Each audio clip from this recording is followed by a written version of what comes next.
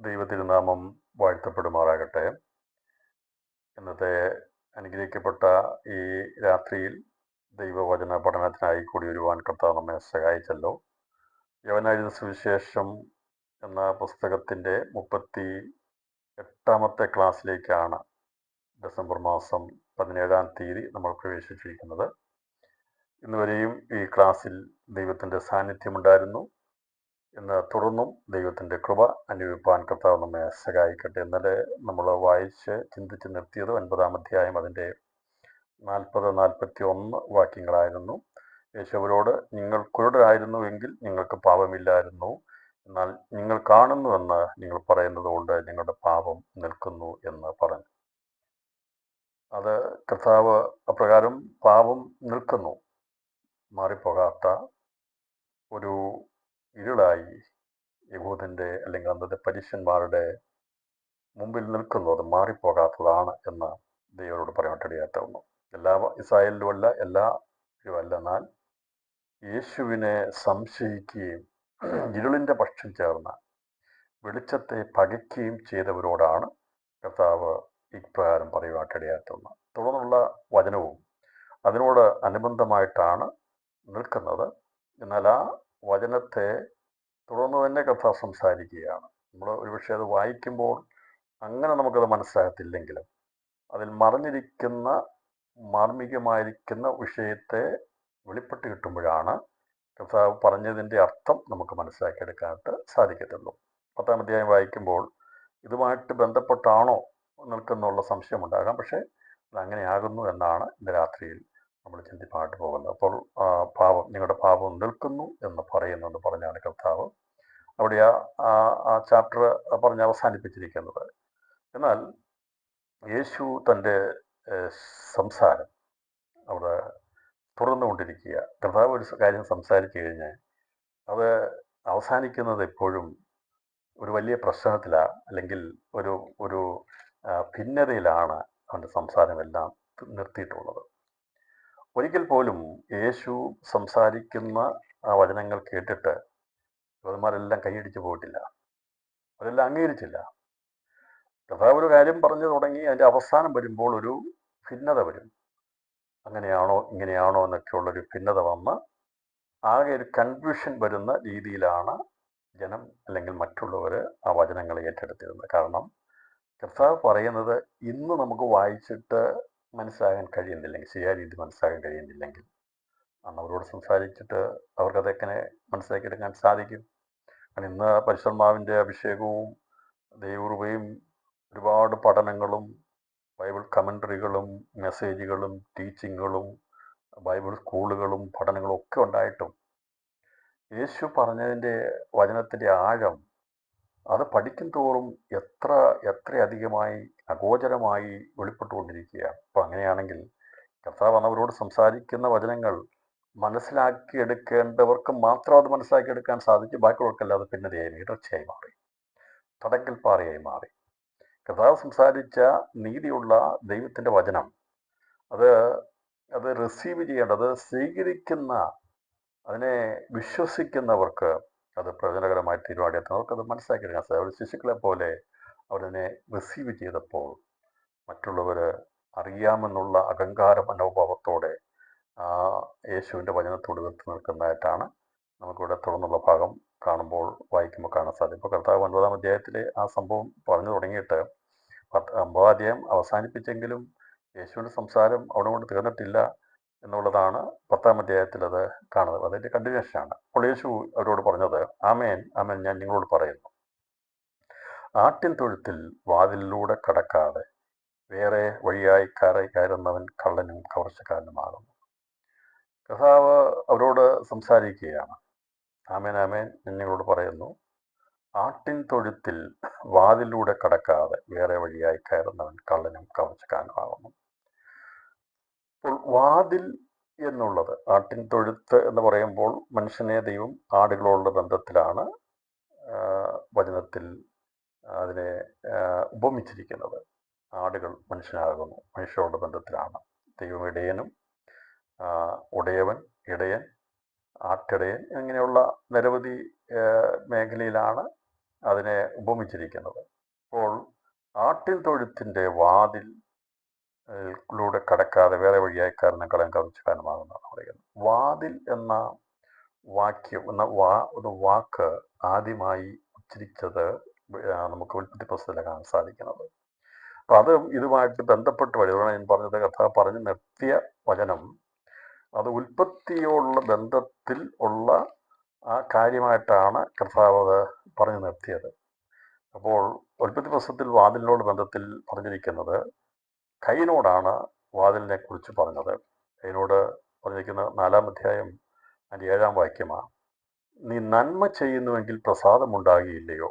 നീ നന്മ ചെയ്യുന്നില്ലെങ്കിലോ പാപം വാതിക്കൽ കിടക്കുന്നു, അതിൻ്റെ ആഗ്രഹം നിങ്കിലേക്കാകുന്നു, നീ അതിനെ കീഴടക്കണമെന്ന് കൽപ്പിച്ചു. അപ്പോൾ ദൈവകൽപ്പനയെ മറുതലിക്കുന്ന നന്മ ചെയ്യാത്തവനായ കയ്യിൻ്റെ അതേ സ്വഭാവമുള്ള ആൾക്കാരായി ഈ തിന്മ മാത്രം ഇഷ്ടപ്പെട്ട് ഈ പാപത്തിനു വേണ്ടി എന്തും ചെയ്യുവാൻ, പാപം അവരുടെ വാതിക്കൽ കിടക്കുന്നു എന്നുള്ളത് കയ്യനോടാ പറഞ്ഞെങ്കിൽ ഇവിടെ കഥ പറയുക പാപം നിങ്ങളുടെ പാപം നിൽക്കുന്നു. ഉൽപ്പത്തി പുസ്തകത്തിൽ പാപം കയ്യിൻ്റെ വാതിക്കൽ കിടക്കുന്നു എന്നാണ് പറഞ്ഞിരിക്കുന്നെങ്കിൽ, ഈ യോഹന്നാൻ സുവിശേഷത്തിൽ കഥ പറയുക നിങ്ങളുടെ പാപം നിൽക്കുന്നു എന്ന് പറഞ്ഞു. അതാണ് ഇവിടെ വ്യത്യാസം. രണ്ടും ഒന്നിനോട് ബന്ധപ്പെട്ടാണ് നിൽക്കുന്നത്. അവിടെ കർത്താവ് ഇടപെട്ടത് കയ്യനും ഹാബേലും. ഒന്നും ഭൂമിയിൽ മറ്റുള്ള ആൾക്കാരൊക്കെ ഉണ്ടായിരുന്നു. ആദത്തിന് പെൺമക്കളൊക്കെ ഉണ്ടായിരുന്നു. ഈ 2 പേരുടെ പേരാണ് പ്രത്യേകമായിട്ട് എടുത്ത് പറഞ്ഞിരിക്കുന്നത്. അപ്പോൾ ഭൂമിയിൽ മനുഷ്യരെ വർദ്ധിച്ചു വരുന്ന സമയത്ത് കയ്യനും ഹാബേലിൻ്റെയും ഒരു ജീവിതത്തിൽ അവർ ദൈവത്തിന് വഴിപാട് കൊണ്ടിരുന്ന വിഷയത്തിൽ സംസാരിച്ചപ്പോൾ കയ്യൻ്റെ വഴിപാടിൽ ദൈവം പ്രസാദിക്കാതിരുന്നു. ഹാബേലിൽ പ്രസാദിച്ചു കഴിഞ്ഞപ്പോൾ അവൻ്റെ മുഖം വാടി, അവൻ വല്ലാതെ കോപിച്ചു. അവന് വളരെ അവന് കോപമുണ്ടായി. ഇത് ദുഃഖത്തിൽ നിന്നുണ്ടായ കോപമല്ല. അവനുണ്ടായ കോപം അസൂയയിൽ നിന്നും പകയിൽ നിന്നുമുണ്ടായ കോപമാണ് അവനുണ്ടായത്. ദൈവം തിരിച്ചറിഞ്ഞു. ഹാബേലിനെതിരെ പകയുണ്ടായി. ഹാബേലിനെതിരെ അസൂയയുണ്ടായി. അവനെതിരെ അവൻ വല്ലാതെ കയർക്കുവാനുള്ള മനോഭാവം കണ്ടപ്പോൾ ഏറ്റവും കോപമുണ്ടായി. അവൻ്റെ മുഖം വാടി. സാധാരണ ഒരു മീറ്റിംഗ് കഴിഞ്ഞ് പോകുമ്പം മുഖം വാടിയല്ല പോകേണ്ടത്, മുഖം പ്രസാദിച്ചാണ് പോകേണ്ടത്.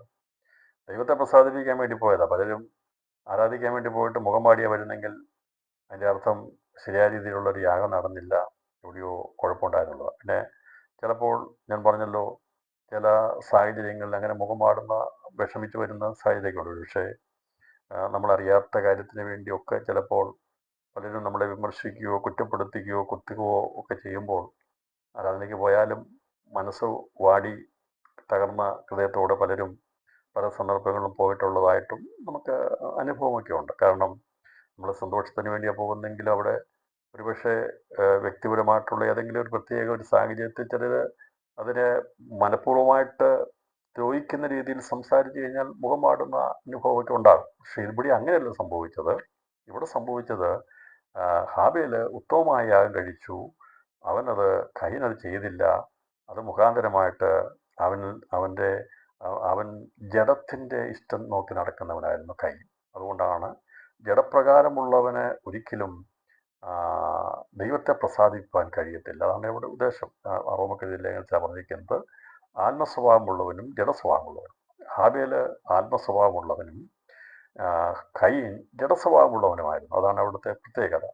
അപ്പോൾ ജഡസ്വഭാവമുള്ളവർക്ക് ഒരിക്കലും ദൈവത്തെ പ്രസാദിപ്പിക്കാൻ കഴിയത്തില്ല. അവൻ ജഡീകനാണ്. ജഡീകമായിട്ടുള്ള ചിന്തയിൽ നിന്ന് അവനൊരു കാര്യം ചെയ്തതേ ഉള്ളൂ. അതവന് ദൈവത്തിന് ബഹുമാനം കൊടുത്തുകൊണ്ടോ അല്ലെങ്കിൽ ഒരു കാര്യം ചെയ്തു. ഹാബേൽ ചെയ്തപ്പോൾ ഞാൻ ഇത് ചെയ്തതേ ഉള്ളൂ. പക്ഷെ അതുകൊണ്ട് ദൈവത്തിന് പ്രസാദം തോന്നില്ല. ദൈവം പ്രസാദിക്കുന്നത് ആത്മസ്വഭാവമുള്ളവരെയാണ് കർത്താവ് ഇഷ്ടപ്പെടുന്നത്. അപ്പോൾ ആത്മസ്വഭാവമുള്ളവൻ അവനോട് കഴിഞ്ഞ യാഗം എന്താണ് അവിടെ പറഞ്ഞിട്ടില്ലെങ്കിലും അവൻ്റെ ആത്മാവിൻ്റെ സ്വഭാവം ദൈവികമായതുകൊണ്ട് ദൈവത്തിന് പ്രസാദം തോന്നി. അതാണ് അതിൻ്റെ യഥാർത്ഥമായ അർത്ഥം അതാണ്. അതല്ലാതെ അവിടെ ജീവനുള്ള ആടിനെ കഴിച്ചോ ഭൂമിയിൽ നിന്ന് കൊടുത്തോ കൊണ്ടെന്നോ ഒക്കെ പറയുമ്പോൾ ഇതാണ് രണ്ടും വ്യത്യസ്ത. ഇതാണ് ഒന്ന്, കൈൻ ജഡപ്രകാരമുള്ള ജഡത്തിൽ നിന്നുള്ളതായി ചിന്തിച്ചതെങ്കിൽ ഹാബേൽ ജീവനെക്കുറിച്ച് ചിന്തിക്കുന്നതായിരുന്നു, ആത്മസ്വഭാവമുള്ളവനായിരുന്നു. അതുകൊണ്ട് അവനിൽ പ്രസാദമുണ്ടായി. ജഡപ്രകാരമുള്ളവന് ഒരിക്കലും ആത്മപ്രകാരമുള്ളവനെ അവനെ അംഗീകരിക്കാൻ കഴിയത്തില്ല. അവന് ഉപദ്രവമുണ്ടാകും. അത് ആരംഭത്തിൽ തന്നെ ഉണ്ടായതാണ്. പുരാതന ലോകത്തിൽ തന്നെ എന്ന് പറഞ്ഞാൽ ആ സന്ദർഭത്തിൽ തന്നെ മനുഷ്യൻ്റെ ജീവിതത്തിലുണ്ടായ കാര്യങ്ങളൊക്കെയാണ് ഇപ്രകാരമുള്ള ആത്മസ്വഭാവമുള്ളവനെ ജഡപ്രകാരമുള്ളവനെ ഉപദ്രവിക്കുന്നു എന്നുള്ള വചനം അന്നവിടെ ആരംഭിച്ചതാണ്. ജലപ്രളയം കഴിഞ്ഞെങ്കിലും അത് വീണ്ടും തലയുയർത്തി നമുക്ക് ക്രിസ്തുവിൽ അത് കാണാൻ സാധിക്കുന്ന യേശു ക്രിസ്തുവിനെ ജഡപ്രകാരമുള്ള ജഡസ്വഭാവം ഉണ്ടായിരുന്നവർ ഉപദ്രവിപ്പാട്ടിടയായി തീർന്നു. ഇപ്പോൾ കർത്താവ് അതിനോടുള്ള ബന്ധത്തിൽ തന്നെയാണ് ഇവിടെ പറഞ്ഞിരിക്കുന്നത്, നിങ്ങളുടെ പാപം നിൽക്കുന്നു. അതിനർത്ഥം കൈയിൻ്റെ സ്വഭാവം നിങ്ങൾക്കെല്ലാം ഇപ്പോൾ ഉള്ളതാണ്. ദൈവനോട് സംസാരിച്ചതാണ്. പാവം നിന്റെ വാതിക്കൽ കിടക്കുന്നു, നീയോ അതിൻ്റെ ആഗ്രഹം നിന്നോടാകുന്നു, നീ അതിനെ കീഴടക്കണം എന്ന് കൈനോട് പറഞ്ഞെങ്കിൽ അതേ കണ്ടസ്റ്റിൽ അതേ സന്ദർഭത്തിലാണ് കർത്താവ് ഇവിടെ അവനിൽ കുറ്റം കണ്ടുപിടിക്കാൻ വേണ്ടി അവനോട് അഹങ്കരിക്കുന്നവരോട് കർത്താവ് സംസാരിച്ചത് അതേ അർത്ഥത്തിൽ തന്നെയാണ്, തലത്തിൽ നിന്നാണ് കർത്താവ് സംസാരിച്ചത്. പറയാണ്, അമേന്മൻ ഞാൻ നിങ്ങളോട് പറഞ്ഞ ആട്ടിൻ തൊഴുത്തിൽ വാതിലൂടെ കടക്കാതെ വേറെ വഴിയായി കയറുന്നവൻ കള്ളനും കവർച്ചക്കാരനും ആകുന്നു. അപ്പോൾ ഈ വേറെ വഴിയായിട്ട് വന്ന് കയറാൻ വേണ്ടി നിൽക്കുന്നവരെ ഇഷ്ടപ്പെടുന്ന ഒരു കൂട്ടമാണ് നിങ്ങൾ. നിങ്ങളുടെ മുമ്പിൽ പാപം നിൽക്കുന്നു, അത് പാപത്തിന് മാറ്റമില്ലാത്തതാണ്. ആ പാപം മാറ്റമില്ലാതെ പാപം നിൽക്കുന്നു. അത് കൈയിൻ്റെ മുമ്പിൽ പാപം കിടന്നു, അവനതിനെ കീഴടക്കാൻ കഴിഞ്ഞില്ല. അത് അവനെ കീഴടക്കി അവസാനം അത് മരണത്തിൽ കലാശിപ്പാൻ ഇടയാത്തുന്നു. ദൈവസന്നിധി വിട്ട് ശാപഗ്രസ്തനായി പോകേണ്ട ഒരു സ്ഥിതി വന്നതുപോലെ നിങ്ങളുടെ ജീവിതത്തിലും യഥാർത്ഥമായിരിക്കുന്ന സത്യത്തെ മനസ്സിലാക്കാൻ കഴിയാത്തതുകൊണ്ട്, ഗ്രഹിക്കാത്തതുകൊണ്ട് നിങ്ങളുടെ പാപം നിൽക്കുന്നു. അപ്പോൾ കൈയിൻ്റെ മുമ്പിൽ അവൻ്റെ വാതിൽ പാപം കിടക്കുകയാണെങ്കിൽ കർത്താവ് അവൻ്റെ ആ ശുശ്രൂഷ സമയത്തുള്ള യഹൂദന്മാരെ അല്ലെങ്കിൽ അന്നത്തെ പരീശന്മാരെ, കപടഭക്തിക്കാരെ നോക്കി കർത്താവ് പറഞ്ഞു, നിങ്ങളുടെ പാപം നിൽക്കുന്നു, നിങ്ങൾക്കതിനെ കീഴടക്കാൻ കഴിയത്തില്ല. കാരണം കൈയിൻ്റെ മുമ്പിൽ അത് കിടക്കുകയായിരുന്നു, അത് പ്രവർത്തനമായിട്ട് നിന്നില്ല. പക്ഷേ അന്ന് അവരോട് സംസാരിച്ചത് ദൈവം ശബ്ദത്തിലൂടെ സംസാരിച്ചു. എന്നാൽ ഇവിടെ സാക്ഷാൽ ദൈവമായവൻ ജഡത്തിൽ വന്ന് നേരിട്ട് പ്രവർത്തിക്കുകയും സംസാരിക്കുകയും ഇടപെടുകയും ദൈവത്തെ പ്രദർശിപ്പിക്കുകയും കാണിച്ചു കൊടുക്കുകയും ചെയ്തിട്ടും അവർക്ക് അംഗീകരിക്കാൻ കഴിയാതെ നിന്നപ്പോൾ കർത്താവ് പറഞ്ഞോട് പാപം നിൽക്കും എന്ന് പറഞ്ഞു, ഞാൻ ആട്ടിൻ തൊഴുത്തിൽ വാതിലൂടെ കടക്കാതെ വേറെ വഴിയായി കയറുന്നവൻ കള്ളനും കവർച്ചക്കാരൻ്റെ ഭാവം. ഞാൻ വേറെ ഒരു വഴിയും ഉപയോഗിക്കത്തില്ല. കാരണം അതാണ് കഥ പറഞ്ഞ്, വാതിലൂടെ കടക്കുന്നവനോ ആടുകളുടെ ഇടയനാകുന്നു. ഞാൻ ഒളിച്ചിരുന്ന് രഹസ്യമായിട്ടുള്ള മീറ്റിംഗ് ഒന്നല്ല നടക്കുന്നത്. ഇവിടെ സാധാരണമായിരിക്കുന്ന ദൈവത്തിൻ്റെ ആലയത്തിൽ കൂടി വരുന്നവരുടെ ഇടയിൽ പരസ്യമായിട്ടാണ് സംസാരിക്കുന്നത്. മനസ്സിലാക്കണം, ഈ രഹസ്യത്തിൽ കൂടുന്ന കൂട്ടങ്ങളും രഹസ്യ യോഗങ്ങളും ഒക്കെ അത് വാസ്തവത്തിൽ ദൈവം ഇഷ്ടപ്പെടുന്ന കാര്യങ്ങളല്ല. ഞാൻ പറഞ്ഞത് രഹസ്യത്തിലുള്ള കൂട്ടായ്മ. യേശു അങ്ങനെ രഹസ്യത്തിൽ ഒരു കാര്യം ചെയ്തിട്ടില്ല. കർത്താവ് ചെയ്തെല്ലാം പരസ്യമായിട്ട്. കർത്താവ് പറഞ്ഞു, ഞാൻ മുറിക്കുള്ളിൽ നിങ്ങളോട് പറഞ്ഞത് നിങ്ങൾ പുരമോളിൽ ഘോഷിക്കണമെന്നാണ് കർത്താവ് തൻ്റെ ശിഷ്യന്മാരോട് പറഞ്ഞത്. അതിനർത്ഥം യേശുവിൻ്റെ ഉപദേശത്തെക്കുറിച്ചും അവൻ്റെ പഠിപ്പിനെക്കുറിച്ചും ഒക്കെ ചോദിച്ചപ്പോൾ യേശു പരസ്യമായിട്ട് പറഞ്ഞു, ഞാനൊന്നും രഹസ്യമായിട്ട് വരെ പറഞ്ഞിട്ടില്ല. ഞാൻ പറഞ്ഞു നിൽക്കുന്നതെല്ലാം അത് പുരമോളിൽ ഘോഷിക്കത്തക്കവണ്ണമുള്ളതാ. ഗലീല മുതൽ അവസാനം വരെയുമുള്ള എല്ലാ കാര്യങ്ങളും എല്ലാവർക്കും അറിയാവുന്നതാണ്. എൻ്റെ ശുശ്രൂഷ പരശുശ്രൂഷയായിരുന്നു, അല്ലാതെ രഹസ്യ ശുശ്രൂഷ ആയിരുന്നില്ല എൻ്റെ അർത്ഥം. അതുപോലെ അർത്ഥം പിന്നെ കർത്താവ് കൊണ്ടുപോയ ചില പ്രത്യേക സ്ഥലങ്ങളിൽ ചില സ്വർഗീയ മർമ്മങ്ങൾ വെളിപ്പെടുത്താൻ വേണ്ടി കർത്താവ് അവന് തിരഞ്ഞെടുത്ത 3 ശിഷ്യന്മാരെ മാത്രം കൊണ്ടുപോയിട്ടുണ്ട്. അതുപോലെ തന്നെ യേശുവിൻ്റെ മരണത്തെക്കുറിച്ച് പറഞ്ഞപ്പോൾ പറഞ്ഞത് ആരോടും പറയരുതെന്ന് പറഞ്ഞു. കാരണം ഈ മർമ്മമേറിയ വിഷയം മാത്രമാണ് കർത്താവ് മറ്റാരോടും പറയരുതെന്ന് പറഞ്ഞത്. അല്ലാതെ ബാക്കിയുള്ള എല്ലാ കാര്യങ്ങളും കർത്താവ് പറഞ്ഞു ഓപ്പണായിട്ട് പറഞ്ഞു. കർത്താവ് പറഞ്ഞു മനുഷ്യപുത്രൻ മരിച്ചൊഴുകുന്ന എഴുന്നേൽക്കുന്നവരെയും മിണ്ടാതിരിക്കും. കാരണം അത് പബ്ലിസിറ്റി ചെയ്തത്, അത് പറയാൻ പാടില്ല. അതുകൊണ്ടാണ് മറൂമ മലയിൽ മോശയും ഏലിയാവും ഒക്കെ, അല്ലെങ്കിൽ യോഹന്നാൻ സ്നാപകൻ മരണാനന്തരം പ്രത്യക്ഷപ്പെട്ട സമയത്ത് അവിടെ കർത്താവ് അവരോട് ഇറങ്ങിയതുപോലെ ഇത് മനുഷ്യപുത്രൻ മരിച്ചവരുടെ എഴുന്നേൽക്കുന്നവരവിടെ മിണ്ടരുതെന്ന് പറഞ്ഞു. യഥാർത്ഥം ഞാൻ പറഞ്ഞ നിങ്ങൾ കണ്ടതോ കേട്ടതോ ഒന്നും ഒരിക്കലും ആരോടും പറയരുതെന്നല്ല പറയുന്നത്. മനുഷ്യൻ പറയുന്ന രഹസ്യമല്ല അങ്ങനെയാണ്. ഞാൻ പറയുന്ന കാര്യം ആരോടും പറയരുത്. അങ്ങനെയുള്ള ഒരു രഹസ്യമൊന്നും കർത്താവ് പറഞ്ഞിട്ടുണ്ടോ? യേശു പറഞ്ഞിട്ടില്ല. കർത്താവ് പറഞ്ഞത് നിങ്ങളത് സംശയമുണ്ടായിരിക്കാൻ വേണ്ടിയാണ്. ഒന്ന് തന്നെ നമ്മൾ ഒരു കാര്യം പഠിപ്പിക്കുമ്പോൾ തന്നെ ഈ മറുഭാഗം തന്നെ ചിന്തിക്കും. എനിക്കതറിയാം. ഈ വചനം കേൾക്കുന്നവരുടെ മനസ്സിനെ കണ്ടുകൊണ്ടാണ് ഞാൻ സംസാരിക്കുന്നത്. അപ്പം ഞാൻ പറയുക യേശു രഹസ്യമായിട്ടൊന്നും സംസാരിച്ചിട്ടില്ല എന്ന് പറഞ്ഞാൽ അന്നേരം തന്നെ ഉള്ളിൽ കൂടെ ഇത് മിന്നുന്ന പോലെ ഇങ്ങനെ ഓടും. അങ്ങനെയാണെങ്കിൽ യേശു ശിഷ്യന്മാരോട് രഹസ്യമായി സംസാരിച്ചില്ലേ? മറുമലയിൽ കൊണ്ടുപോയില്ലേ? അവരോട് മാത്രം സംസാരിച്ചില്ലേ എന്നൊക്കെ ചോദ്യങ്ങൾ വരും. അതുകൊണ്ടാണ് അത് കണ്ടുകൊണ്ട് തന്നെയാണ് ഞാൻ സംസാരിക്കുന്നത്. അപ്പോൾ ഒരു ഭാഗം സംസാരിക്കുമ്പോൾ യേശു ഒരു വ്യക്തി മാത്രം അറിയുന്ന ഒരു രഹസ്യമായിട്ടും പറഞ്ഞിട്ടില്ല. എന്നാൽ മനുഷ്യൻ രഹസ്യം എല്ലാം ഇങ്ങനെ പറയുന്നത് വേറെ ആരോടും ഇത് പറയരുത് എന്ന് പറയും. യേശു അങ്ങനെയല്ല പറഞ്ഞത്. ഇതിനൊരു സമയമുണ്ട്. ഞാൻ വന്നത് ഈ ലോകത്തിൻ്റെ പ്രമുഖന്മാർ അറിയരുത്. അറിഞ്ഞു കഴിഞ്ഞാൽ അവനെ ക്രൂശിക്കുകയില്ല. അതുകൊണ്ട് ഞാൻ മരിച്ചടക്കപ്പെട്ട് എഴുന്നേൽക്കുന്നവരെ മിണ്ടരുത്. അതിനുശേഷം നിങ്ങൾ പുരമുളി ഘോഷിച്ചു. അങ്ങനെ കർത്താവ് പറഞ്ഞതനുസരിച്ചാണ് ഈ മൈക്കൊക്കെ കണ്ടുപിടിച്ചത്. പണ്ട് നമുക്കറിയത്തില്ലേ, കൊളംബിയൊക്കെ വെച്ച് മുകളിൽ വെച്ച് ഘോഷിക്കപ്പെടുന്നത്. അതിൻ്റെ പിമ്പിൽ ദൈവം പറഞ്ഞ വചനമാണ്. കർത്താവ് എന്ന് പറഞ്ഞതെല്ലാം പുരമുകളിൽ ഘോഷിക്കാൻ തുടങ്ങി. അങ്ങനെയാണ് ഈ സുവിശേഷ പ്രവർത്തനങ്ങളും അല്ലെങ്കിൽ ഈ ഓഡിയോ സിസ്റ്റമൊക്കെ ഉണ്ടായി ഘോഷിക്കാൻ തുടങ്ങിയത്. അത് കർത്താവ് പറഞ്ഞ വചനത്തിന് നിവൃത്തീകരണമാണ്. ഞാൻ പറഞ്ഞല്ലോ, കർത്താവ് പറഞ്ഞത് പുരമുകളിൽ അത് ഘോഷിക്കത്തക്കവണ്ണം പണ്ടൊക്കെ നമുക്കറിയാമായിരുന്നു. മറ്റുള്ള ഇങ്ങനെയുള്ള വരുമ്പോഴത്തേക്ക് എല്ലാം മോളി വെച്ച് കെട്ടി പാട്ടും ഒക്കെ ഉണ്ടാകുമായിരുന്നു. പറഞ്ഞ പോലെ കർത്താവ് പറഞ്ഞു, ഞാൻ പോയ ശേഷം നിങ്ങളിത് ഘോഷിക്കണം. ഒരിക്കലും ഒരു മനുഷ്യനോട് മാത്രമായിട്ടൊരു രഹസ്യമായിട്ട് ഞാനൊന്നും പറഞ്ഞിട്ടില്ല. സർവ്വ മനുഷ്യരും അറിയേണ്ട സത്യങ്ങളാണ് പറഞ്ഞിരിക്കുന്നത്. അതാണ് കർത്താവ് അവരോട് സംസാരിച്ചത്. കർത്താവ് പറഞ്ഞു, ഈ വാതിലൂടെ കടക്കുന്നവന് മറിഞ്ഞിരിക്കേണ്ട ആവശ്യമൊന്നുമില്ല. കിടക്കുന്ന ആടുകളുടെ ഇടയനാകും. ഇപ്പം ഞാൻ പറയട്ടെ, ഒരു വീട്ടിലേക്ക് അതിൻ്റെ ഉടമസ്ഥൻ വന്ന് കയറുമ്പോൾ അദ്ദേഹം പുറത്തുള്ള ഏതെങ്കിലും ഒരു വഴി നോക്കി ആരും കാണാതെയാണോ വന്ന് കയറുന്നത്? അല്ല, യഥാർത്ഥത്തിലുള്ള വഴിയിലൂടെയൊക്കെ കിടക്കുകയുള്ളൂ. ആരും കാണാതെ വന്ന് കയറുന്നത് കഥ പറഞ്ഞത് കള്ളൻ കവർച്ച. ഞാൻ അങ്ങനെ ആരും അറിയാതെ വന്ന രഹസ്യമായിട്ട് വന്ന ഒരുവനല്ല. ഇവർ പറഞ്ഞു ഇവൻ വന്നത് എവിടെ നിന്ന് അറിയത്തില്ല എന്നൊക്കെയുള്ള ചിന്താഗതി ഇവിടെ ഉണ്ടായിരുന്നു, അല്ലേ? അങ്ങനെ അവർ പറഞ്ഞിരുന്നു.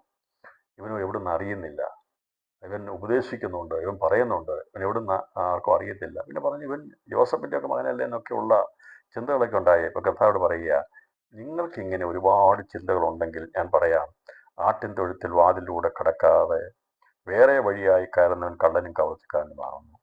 ഞാൻ അങ്ങനെ ഈ ഇവിടെ വന്നിട്ട് രഹസ്യമായിട്ടുള്ള യോഗം നടത്തി കുറേ ആൾക്കാരെ കൂട്ടി ഇവിടെ ഉണ്ടായിരുന്ന റോമൻ സാമ്രാജ്യത്തിനെതിരായിട്ടോ അല്ലെങ്കിൽ അന്നുണ്ടായിരുന്ന യഹൂദ മത സംവിധാനങ്ങൾക്ക് എതിരായിട്ടോ ദൈവം കൊടുത്ത ന്യായപ്രമാണത്തെ കീഴ്മേൽ മറിക്കുവാനോ ഒന്നും ഞാൻ വന്നിട്ടില്ല. അതിനുവേണ്ടിയല്ല ഞാൻ വന്നത്. ഞാൻ വന്നത് പരസ്യമായ ശുശ്രൂഷ ചെയ്യാൻ വേണ്ടിയാണ്. ആ പരസ്യമായ ശുശ്രൂഷ ചെയ്യാൻ കാരണം എനിക്ക് അധികാരമുണ്ട്. ഞാൻ അതിന് അവകാശപ്പെട്ടവനാ, ഉടമസ്ഥനാ. യേശു പറഞ്ഞു, ഇതിൻ്റെ അർത്ഥം ഇതാ, വാതിലൂടെ കടക്കുന്നവൻ ആടുകളുടെ ഇടയനാണ്. രാത്രിയിലും എൻ്റെ കർത്താവ് അവൻ ആടുകളുടെ ഉടമസ്ഥനാണ്, അവൻ ഇടയനാണ്. അതുകൊണ്ടാണ് യേശുക്രിസ്തു അവൻ ഈ വാതിലിലൂടെ യഥാർത്ഥമായ രക്ഷയുടെ വഴിയിലൂടെ കർത്താവ് വെളിപ്പെടുവാൻ ഇടയാക്കുന്നത്. ഇതേക്കുറിച്ച് സങ്കീർത്തനങ്ങളൊക്കെ പറഞ്ഞിട്ടുണ്ട്. 118 സങ്കീർത്തനത്തിൽ ഞാൻ പറഞ്ഞു വന്നത്, അപ്പോൾ കയ്യിൻ്റെ മുമ്പിൽ അവൻ്റെ മുമ്പിൽ കിടക്കുന്നത് പാവമായിരുന്നെങ്കിൽ ഈ യേശുവിൻ്റെ സമയത്ത് യേശു സംസാരിച്ചപ്പോൾ പറഞ്ഞു, നിങ്ങളുടെ പാവം നിൽക്കുന്നു. അന്ന് കിടന്ന പാവം ഇപ്പം നിൽക്കുകയാണ്. കാരണം അത് പ്രബലമായി ശക്തിയായി അനേകരെ കീഴ്പ്പെടുത്തി. അന്ന് കയ്യിൻ്റെ മുമ്പിലാണ് കിടന്നതെങ്കിൽ അതിൻ്റെ ആഗ്രഹം നിന്നോടാകുന്നു, നിനക്കതിനെ കീഴ്പ്പെടുത്താൻ കഴിയാതെ പോയി. ഇവിടെ പറയുക, ഇവിടെ കിടക്കുകയല്ല, മനസ്സിലായല്ലോ. കൈ കൈയിൻ്റെ മുമ്പിൽ അത് കിടക്കുകയായിരുന്നെങ്കിൽ, ആഗ്രഹത്തോടെ കിടക്കുകയായിരുന്നെങ്കിൽ, പ്രവർത്തന പ്രവർത്തിക്കാൻ വേണ്ടി അത് കാത്തു കിടക്കുകയായിരുന്നെങ്കിൽ, ഒരു അന്വേഷണം, ഒരു ഇട കണ്ടെത്താൻ വേണ്ടി, ഈ കൈയിൻ്റെ ഹൃദയത്തിൻ്റെ വാതിൽ തുറന്നു കിട്ടാൻ വേണ്ടി അവനിങ്ങനെ കാത്തു കിടക്കുകയാണെങ്കിൽ, കഥാ പറഞ്ഞു, ഇവിടെ നിങ്ങളുടെ ഹൃദയം എന്നേ തുറന്നു കൊടുത്തിരിക്കുകയാ. അതിനുള്ളിൽ പ്രവേശിക്കുവാൻ വേണ്ടി, അവൻ പ്രവർത്തിപ്പാൻ വേണ്ടി, ആർക്കും പ്രവർത്തിച്ചു കൂടാത്ത രാത്രി വരുന്നു. അഥവാ യേശു ക്രിസ്തുവിൻ്റെ ആ നിര്യാണ കാലത്തെ അടുക്കുവാൻ പോകുന്നതിനെ കുറിച്ച് കർത്താവ് പറഞ്ഞു. അതുകൊണ്ട് നിങ്ങൾ ഇപ്പോൾ തന്നെ തയ്യാറായി നിൽക്കുകയാണ്. പാപം നിൽക്കുന്നു, നിങ്ങളുടെ മുമ്പിൽ പാപം നിൽക്കുകയാണ്, നിങ്ങളുടെ അകത്ത് പാപം നിൽക്കുകയാണ്. അത് പ്രവർത്തനം നിരതമായി നിൽക്കുകയാണ്. കീഴടക്കാൻ കർത്താവ് പറഞ്ഞില്ല. കാരണം ഈ പ്രവർത്തിക്കാൻ നിൽക്കുന്നവൻ, തയ്യാറായി നിൽക്കുന്നവനോട് പിന്നെ എന്ത് കീഴടക്കാനാ? അപ്പം പ്രവേശിക്കാതിരിക്കുകയാണെങ്കിൽ അത് കീഴടക്കണമെന്ന് പറയും. എന്നാൽ പ്രവേശിച്ചു കഴിഞ്ഞാൽ പിന്നെ കീഴടക്കേണ്ട ആവശ്യമില്ല. എന്നാൽ കൈനോട് ദൈവം പറഞ്ഞു, വാണിംഗ് കൊടുത്തു, നിന്റെ മുമ്പിൽ കിടക്കുകയാണ്, അതിൻ്റെ ആഗ്രഹം നിന്നോടാ, നീ അതിനെ കീഴടക്കണം. എന്നാൽ യഹൂദനോട് ദൈവം പറഞ്ഞു, അന്ന് ദൈവമായ കർത്താവ് സാക്ഷാൽ ജഡത്തിൽ വന്ന് അത്രയും അത്ഭുതങ്ങളും അടയാളങ്ങളും പ്രവൃത്തികളും പിറവിയിലെ കുരുടൻ്റെ കണ്ണുകൾ തുറന്ന് അവന് കാഴ്ച കൊടുത്ത് ലോകത്തിൽ ഇന്നുവരെ നടക്കാത്ത സംഭവങ്ങൾക്ക് നടന്നു കഴിഞ്ഞപ്പോഴും ഇവർ അവിശ്വാസികളായി അവർ ദൈവത്തിൽ വിശ്വസിക്കാമെന്നപ്പോൾ കർത്താവ് പറഞ്ഞു, കൈയിൻ്റെ മുമ്പിൽ പാപം കിടക്കുകയാണെങ്കിൽ, പരീക്ഷ, കപടഭക്തിക്കാരാ, അഹങ്കാരി, നിന്റെ മുമ്പിൽ നിന്റെ പാപം നിന്റെ അകത്ത് നിൽക്കുകയാ. അത് പ്രവർത്തിക്കുവാൻ അത് പ്രവർത്തന സഹജമായി നിൽക്കുക, പ്രവർത്തന നിരതമായി നിൽക്കുകയാ. അതിനെ കീഴടക്കാൻ നിനക്ക് കഴിയത്തില്ല. അത് നിന്നെ കീഴടക്കി കഴിഞ്ഞു എന്നാണ് യേശു അന്ന് അവരോട് പറഞ്ഞത്. രാത്രി സന്ദേശം കേൾക്കുമ്പോൾ പ്രിയപ്പെട്ടവരെ, നമ്മുടെ ജീവിതത്തിൽ യേശു പറഞ്ഞതുപോലെ പറയുവാനുള്ള ഒരു പ്രാഗൽഭ്യം ഉണ്ടായിരിക്കണം. ഈ ലോകത്തിൻ്റെ പ്രഭു വരുന്നു, അവന് എന്നോട് ഒരു കാര്യവുമില്ല. അവൻ എൻ്റെ മുമ്പിൽ കിടക്കാനും സമ്മതിക്കത്തില്ല, അവൻ എൻ്റെ മുമ്പിൽ നിൽക്കാനും വഴിയാകരുത്. അവന് യാതൊരു പഴുതും കൊടുക്കാതെ, അവനുമായി യാതൊരു ബന്ധമില്ലാത്ത ഒരു ക്രിസ്ത്യ ജീവിതമായിരിക്കണം ദൈവമക്കളായിരിക്കുന്ന നമുക്കുണ്ടായിരിക്കണം. കർത്താവ് പറഞ്ഞു, എൻ്റെ ശുശ്രൂഷ പരസ്യമായിട്ടുള്ളതാ. ഞാൻ ഈ ഇരുളായിരിക്കുന്ന സാത്താൻ പഴുതന്വേഷിച്ച് കിടക്കുന്ന പോലെ കിടക്കുന്നവനല്ല. കർത്താവ് പറഞ്ഞു, ഞാൻ വാതിൽക്കൽ നിന്ന് മുട്ടുന്നവനാ. വാതിൽ തുറന്നാൽ മാത്രമേ മനുഷ്യഹൃദയങ്ങളിൽ പ്രവേശിക്കുകയുള്ളൂ. ഞാൻ വാതിൽക്കൽ നിന്ന് മുട്ടുന്നവനാ. എന്നാൽ സാത്താൻ അങ്ങനെയല്ല, ഇരുൾ അങ്ങനെയല്ല. അവൻ മുട്ടുകയല്ല, അവൻ ഏതെങ്കിലും വിധത്തിൽ അവനെ കവർച്ച ചെയ്യാമോ എന്ന് വിചാരിച്ചുകൊണ്ട് ആരും അറിയാതെ അകത്ത് കയറാൻ വേണ്ടി പരിശ്രമിക്കുന്നതാണ് ഇരുളെങ്കിൽ, വെളിച്ചം അങ്ങനെ കയറുന്നതല്ല. വെളിച്ചത്തെ സ്വീകരിക്കണം, അതിനെ റിസീവ് ചെയ്യണം. എങ്കിൽ മാത്രമേ ദൈവത്തെ, അതിനെയാണ് രക്ഷയെന്ന് പറയുന്ന, അംഗീകാരം എന്ന് പറയുന്നത്. അവനെ കൈക്കൊണ്ട് അവൻ്റെ നാമത്തിൽ വിശ്വസിക്കുന്ന ഏവർക്കും ദൈവമക്കളാകുവാൻ ദൈവം അധികാരം കൊടുത്തല്ലാതെ ദൈവയുടെ ഹൃദയത്തിലേക്ക് ഇടിച്ചു കയറുന്നില്ല. അതാണ് ഇവിടെ കർത്താവ് പറഞ്ഞത്. വാതിലിൻ്റെ ഇടയവൻ, അതിൻ്റെ ഉടയവൻ കയറുന്നത് വാതിലിലൂടെ കടക്കുകയുള്ളൂ. അല്ലാത്തവന്മാരെല്ലാം കള്ളന്മാരും കവർച്ചക്കാരുമാ. അവര് രഹസ്യങ്ങളിലൂടെ കടക്കാൻ ശ്രമിക്കുക. ദൈവസഭ ഒരിക്കലും അത് വർധനവുണ്ടാകുന്നത്, ദൈവസഭ പണിയപ്പെടുന്നത്, സുവിശേഷം വ്യാപരിക്കുന്നത് കർത്താവിൻ്റെ മാതൃക പ്രകാരം, യേശുവിൻ്റെ വചന പ്രകാരം, അത് രഹസ്യത്തിലല്ല ചെയ്യുന്നത്. അത് ദൈവ പ്രവൃത്തിയായി, അത്ഭുതത്തിൻ്റെ കരമായി ദൈവം അതിനെ വ്യാപരിപ്പിച്ചുകൊണ്ടേയിരിക്കും. ഒരിടത്തും ഒരു സ്ഥലത്തും യഥാർത്ഥമായ സത്യസഭ രഹസ്യമായിട്ടുള്ളൊരു പ്രവർത്തനം ചെയ്യാറില്ല. പിന്നെ ആരാധന സാധ്യതയില്ലെങ്കിൽ അങ്ങനെയുള്ള സ്ഥലങ്ങളൊക്കെ അത് ബുദ്ധിപൂർവ്വം പരിജ്ഞാനത്തോടുകൂടി ചെയ്യുന്നതല്ലാതെ ഏതെങ്കിലും ഒരു സിസ്റ്റത്തെ മറിച്ചിടാനോ തകിടം മറിക്കുവാനോ അധികാരം പിടിക്കുവാനോ ദൈവരാജ്യം സ്ഥാപിക്കാൻ വേണ്ടി നാം ഏതെങ്കിലും ഉള്ളതായ യുദ്ധങ്ങൾ നടത്തിയോ അല്ല ഇവിടെ ദൈവരാജ്യം സ്ഥാപിക്കുവാൻ ദൈവം നമ്മളെ ഏൽപ്പിച്ചിരിക്കുന്നത്. ദൈവം നമ്മളിൽ ഏൽപ്പിച്ചിരിക്കുന്നത് പ്രാർത്ഥനയിലൂടെയും ഉപവാസത്തിലൂടെയും പ്രവർത്തനത്തിലൂടെയും ദൈവരാജ്യത്തിൻ്റെ സന്ദേശം അറിയിക്കാനാണ് കർത്താവ് അറിയിച്ചിരിക്കുന്നത്. അതല്ലാത്ത മാർഗമൊക്കെ ഉപയോഗിക്കുന്ന കർത്താവ് പറഞ്ഞു, അത് ശരിയായിട്ടുള്ള മാർഗമല്ല, അത് കള്ളന്മാരുടെയും കവർച്ചക്കാരുടെയും മാർഗമാണ്. ഞാൻ അങ്ങനെ ഒരു മാർഗത്തിലേക്ക് വന്നവനല്ല എന്ന് യേശു പറയാനിടയായിട്ട് തോന്നുന്നു. 118 സംഗീത 20 അർത്ഥത്തിലേക്ക് വരുന്നതിന് മുമ്പായി ഇവിടെ പഠിക്കുന്ന വാക്യം കൂടെ പറയുമ്പോൾ പറയാണ്, അവന് വാതിൽ കാവൽക്കാർ തുറന്നു കൊടുക്കുന്നു, ആടുകൾ അവൻ്റെ ശബ്ദം കേൾക്കുന്നു, തൻ്റെ ആടുകളെ അവൻ പേർ ചൊല്ലി വിളിച്ച് പുറത്തു കൊണ്ടുപോകുന്നു. തനിക്കുള്ളവയൊക്കെയും പുറത്തു കൊണ്ടുപോയ ശേഷം അവൻ അവയ്ക്ക് മുമ്പായി നടക്കുന്നു. ആടുകൾ അവൻ്റെ ശബ്ദം അറിഞ്ഞ് അവയെ അനുഗമിക്കുന്നു. അന്യന്മാർ ശബ്ദം അറിയായികൊണ്ട് അവ അന്യനെ അനുഗമിക്കാർ വിട്ട് ഓടിപ്പോകും. ഈ സദൃശ്യം യേശു അവരോട് പറഞ്ഞു. എന്നാൽ തങ്ങളോട് പറഞ്ഞതെന്ന് അവർ ഗ്രഹിച്ചില്ല. യേശു ഇങ്ങനെ ഉപമയായി സദൃശ്യമായവരോട് പറഞ്ഞു. എന്താ പറഞ്ഞ ഉപമയ സദൃശ്യം എന്ന് പറഞ്ഞാൽ ഉപമയോട് തുല്യമാണ്. അപ്പം ഈ കഥാ സദൃശ്യ രൂപത്തിൽ പറഞ്ഞപ്പോൾ മനസ്സിലായില്ല. എന്നതിനെ കഥാവിനെക്കുറിച്ച് അതിനെ ഒന്ന് വിശദീകരിക്കുകയാണ് യേശു പിന്നെ അവരോട് പറഞ്ഞത്. കാരണം കഥ മനസ്സിലായി, ഇങ്ങനെ പറഞ്ഞവർക്ക് മനസ്സിലായില്ല എന്താണെന്നുള്ളത്. ഈ പാവം നിൽക്കുന്നു, അതിന് എത്രമാത്രം ആഴമുണ്ടെന്നുള്ളത് അവർക്ക് മനസ്സിലായിട്ടില്ല. പക്ഷേ കർത്താവ് പറഞ്ഞതിൻ്റെ അർത്ഥം, കയ്യിൻ്റെ മുമ്പിൽ പാവം കിടക്കുകയാണെങ്കിൽ നിന്റെ മുമ്പിൽ പാവം നിൽക്കുക, നിന്റെ അകത്ത് പാവം നിൽക്കുക, നിന്റെ അകത്ത് പ്രവേശിച്ചു, നീ രക്ഷയില്ല, അതിനെ കീഴടക്കാനൊന്നും പറ്റത്തില്ല, നിങ്ങൾ അതിന് തയ്യാറായിട്ട് നിൽക്കുകയാണ്.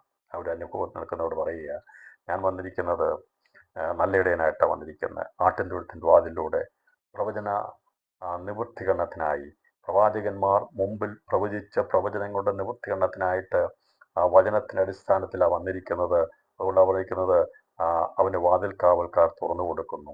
കാരണം വാതിൽ കാത്തുകൊണ്ട് യഥാർത്ഥമായിരിക്കുന്ന രക്ഷകനായിരിക്കുന്ന ക്രിസ്തു വരുവാൻ വേണ്ടി എത്രയോ പ്രവാചകന്മാർ പ്രവചിച്ച് അവർ കാവൽ കാത്തതാണ്. നമുക്കറിയാം, ഈ വാതിൽ കാവൽക്കാരായി പ്രവാചക ശുശ്രൂഷ ചെയ്തവർ, പുരോഹിത ശുശ്രൂഷ ചെയ്തവർ, ഇസ്രായേലിൻ്റെ ശക്തന്മാരായിരിക്കുന്ന പ്രവാചകന്മാർ, അതുപോലെ ശുശ്രൂഷക വൃന്ദങ്ങളൊക്കെയും അവർ കാവൽ കാത്തുകൊണ്ടിരുന്നതാണ്. എന്നാൽ അവിടെ പറയാം വാതിൽക്കാർ തുറന്നു കൊടുക്കുന്നു. അങ്ങനെ അവർ പറഞ്ഞ പ്രവചനത്തിൻ്റെ നിവൃത്തികരണത്തിലേക്ക് തുറന്നു കൊടുക്കുന്ന കാലഘട്ടമായി ഇപ്പോൾ. എന്ന് പറഞ്ഞാൽ അന്ന് അവർ പ്രവചിച്ച പ്രവചനങ്ങൾ അതിൻ്റെതായ നിലവാരത്തിൽ എത്തുവാൻ പോകുന്നു എന്നാണ് കർത്താവിടെ പറഞ്ഞിരിക്കുന്നത്. അങ്ങനെ ആടുകൾ അവൻ്റെ ശബ്ദം പറഞ്ഞതിൻ്റെ അർത്ഥം, പിതാവാൻ ദൈവം തൻ്റെ പുത്രനെക്കുറിച്ച് പണ്ട് ഭാഗമായിട്ടും വിവിധമായിട്ടും പ്രവാചകന്മാർ മുഖാന്തരം അള്ളിച്ചിട്ട് അന്ത്യകാലത്ത് പുത്രൻ മുഖാന്തരം അള്ളിച്ചെയ്യാൻ വേണ്ടി പ്രത്യക്ഷപ്പെട്ടപ്പോൾ യേശു പറഞ്ഞു, ഞാൻ വന്നിരിക്കുന്നത് പണ്ട് വാതിൽ കാവൽക്കാരായിരിക്കുന്ന പ്രവാചകന്മാർ എന്നെക്കുറിച്ച് പ്രവചിച്ചിരുന്ന പ്രവചന നിവൃത്തീകരണത്തിൻ്റെ സമയത്താണ് ഞാൻ വന്നിരിക്കുന്നത്.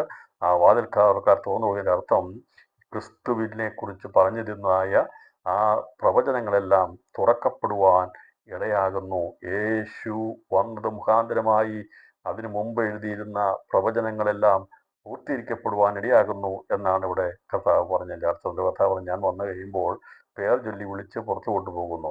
യേശുവിടെ വന്ന് പേർ ചൊല്ലി വിളിപ്പാൻ ഇടയാത്തീർന്നു. കർത്താവ് പേർ മാറ്റി വിളിച്ചിട്ടുണ്ട്, പേർ ചൊല്ലി വിളിച്ചിട്ടുണ്ട്. അങ്ങനെ കർത്താവ് ഈ പറഞ്ഞ വചനമനുസരിച്ച് ശിമോനെ വിളിച്ചു, അവന് പത്രോസ് പേരിട്ടു, അവന് പേർ മാറ്റി വിളിപ്പാൻ ഇടയാത്തീർന്നു. അങ്ങനെ യോഹന്നാനെ വിളിച്ചു, മറ്റുള്ളവരെ എല്ലാവരെയും പേർ ചൊല്ലി വിളിപ്പാൻ ഇടയാത്ത ആടുകൾ ശബ്ദം കേൾക്കുന്നു. തൻ്റെ ആടുകളെ അവൻ പേർ ചൊല്ലി വിളിച്ച് പുറത്തു കൊണ്ടുപോകുന്നു. കർത്താവ് പറഞ്ഞു, വന്നിട്ട് ഞാൻ വിളിച്ച് ഇവരെ അകത്തിരുത്തിയല്ല ചെയ്തത്. യഹൂദനായിട്ട് യേശു വിളിച്ചവരെല്ലാം പുറത്തു വന്നു. ചിലർക്ക് ധാരണയുണ്ട്, ഈ വിളി കേട്ടാലും നിൽക്കുന്നിടത്ത് നിന്നാൽ മതി. പത്രോസ് യാക്കോബും യോഹന്നാനും ഒന്നും വിളിച്ചെടുത്ത് നിൽക്കുന്നിടത്ത് നിന്നിട്ട് ശിഷ്യന്മാർക്കാകാൻ പറ്റത്തില്ലായിരുന്നു. അവൻ വിളിച്ചവർ വെളിയിൽ വന്നു. അവര് അതിനുശേഷമായി പരിശുദ്ധാത്മാവ് വന്നപ്പോൾ അവർ പൂർണ്ണമായും വേർപെട്ടു. അവർ വേർപാട് എന്താണെന്ന് മനസ്സിലാക്കണം. ചില ചോദിക്കും, എന്താ വേർപാടെന്ന്?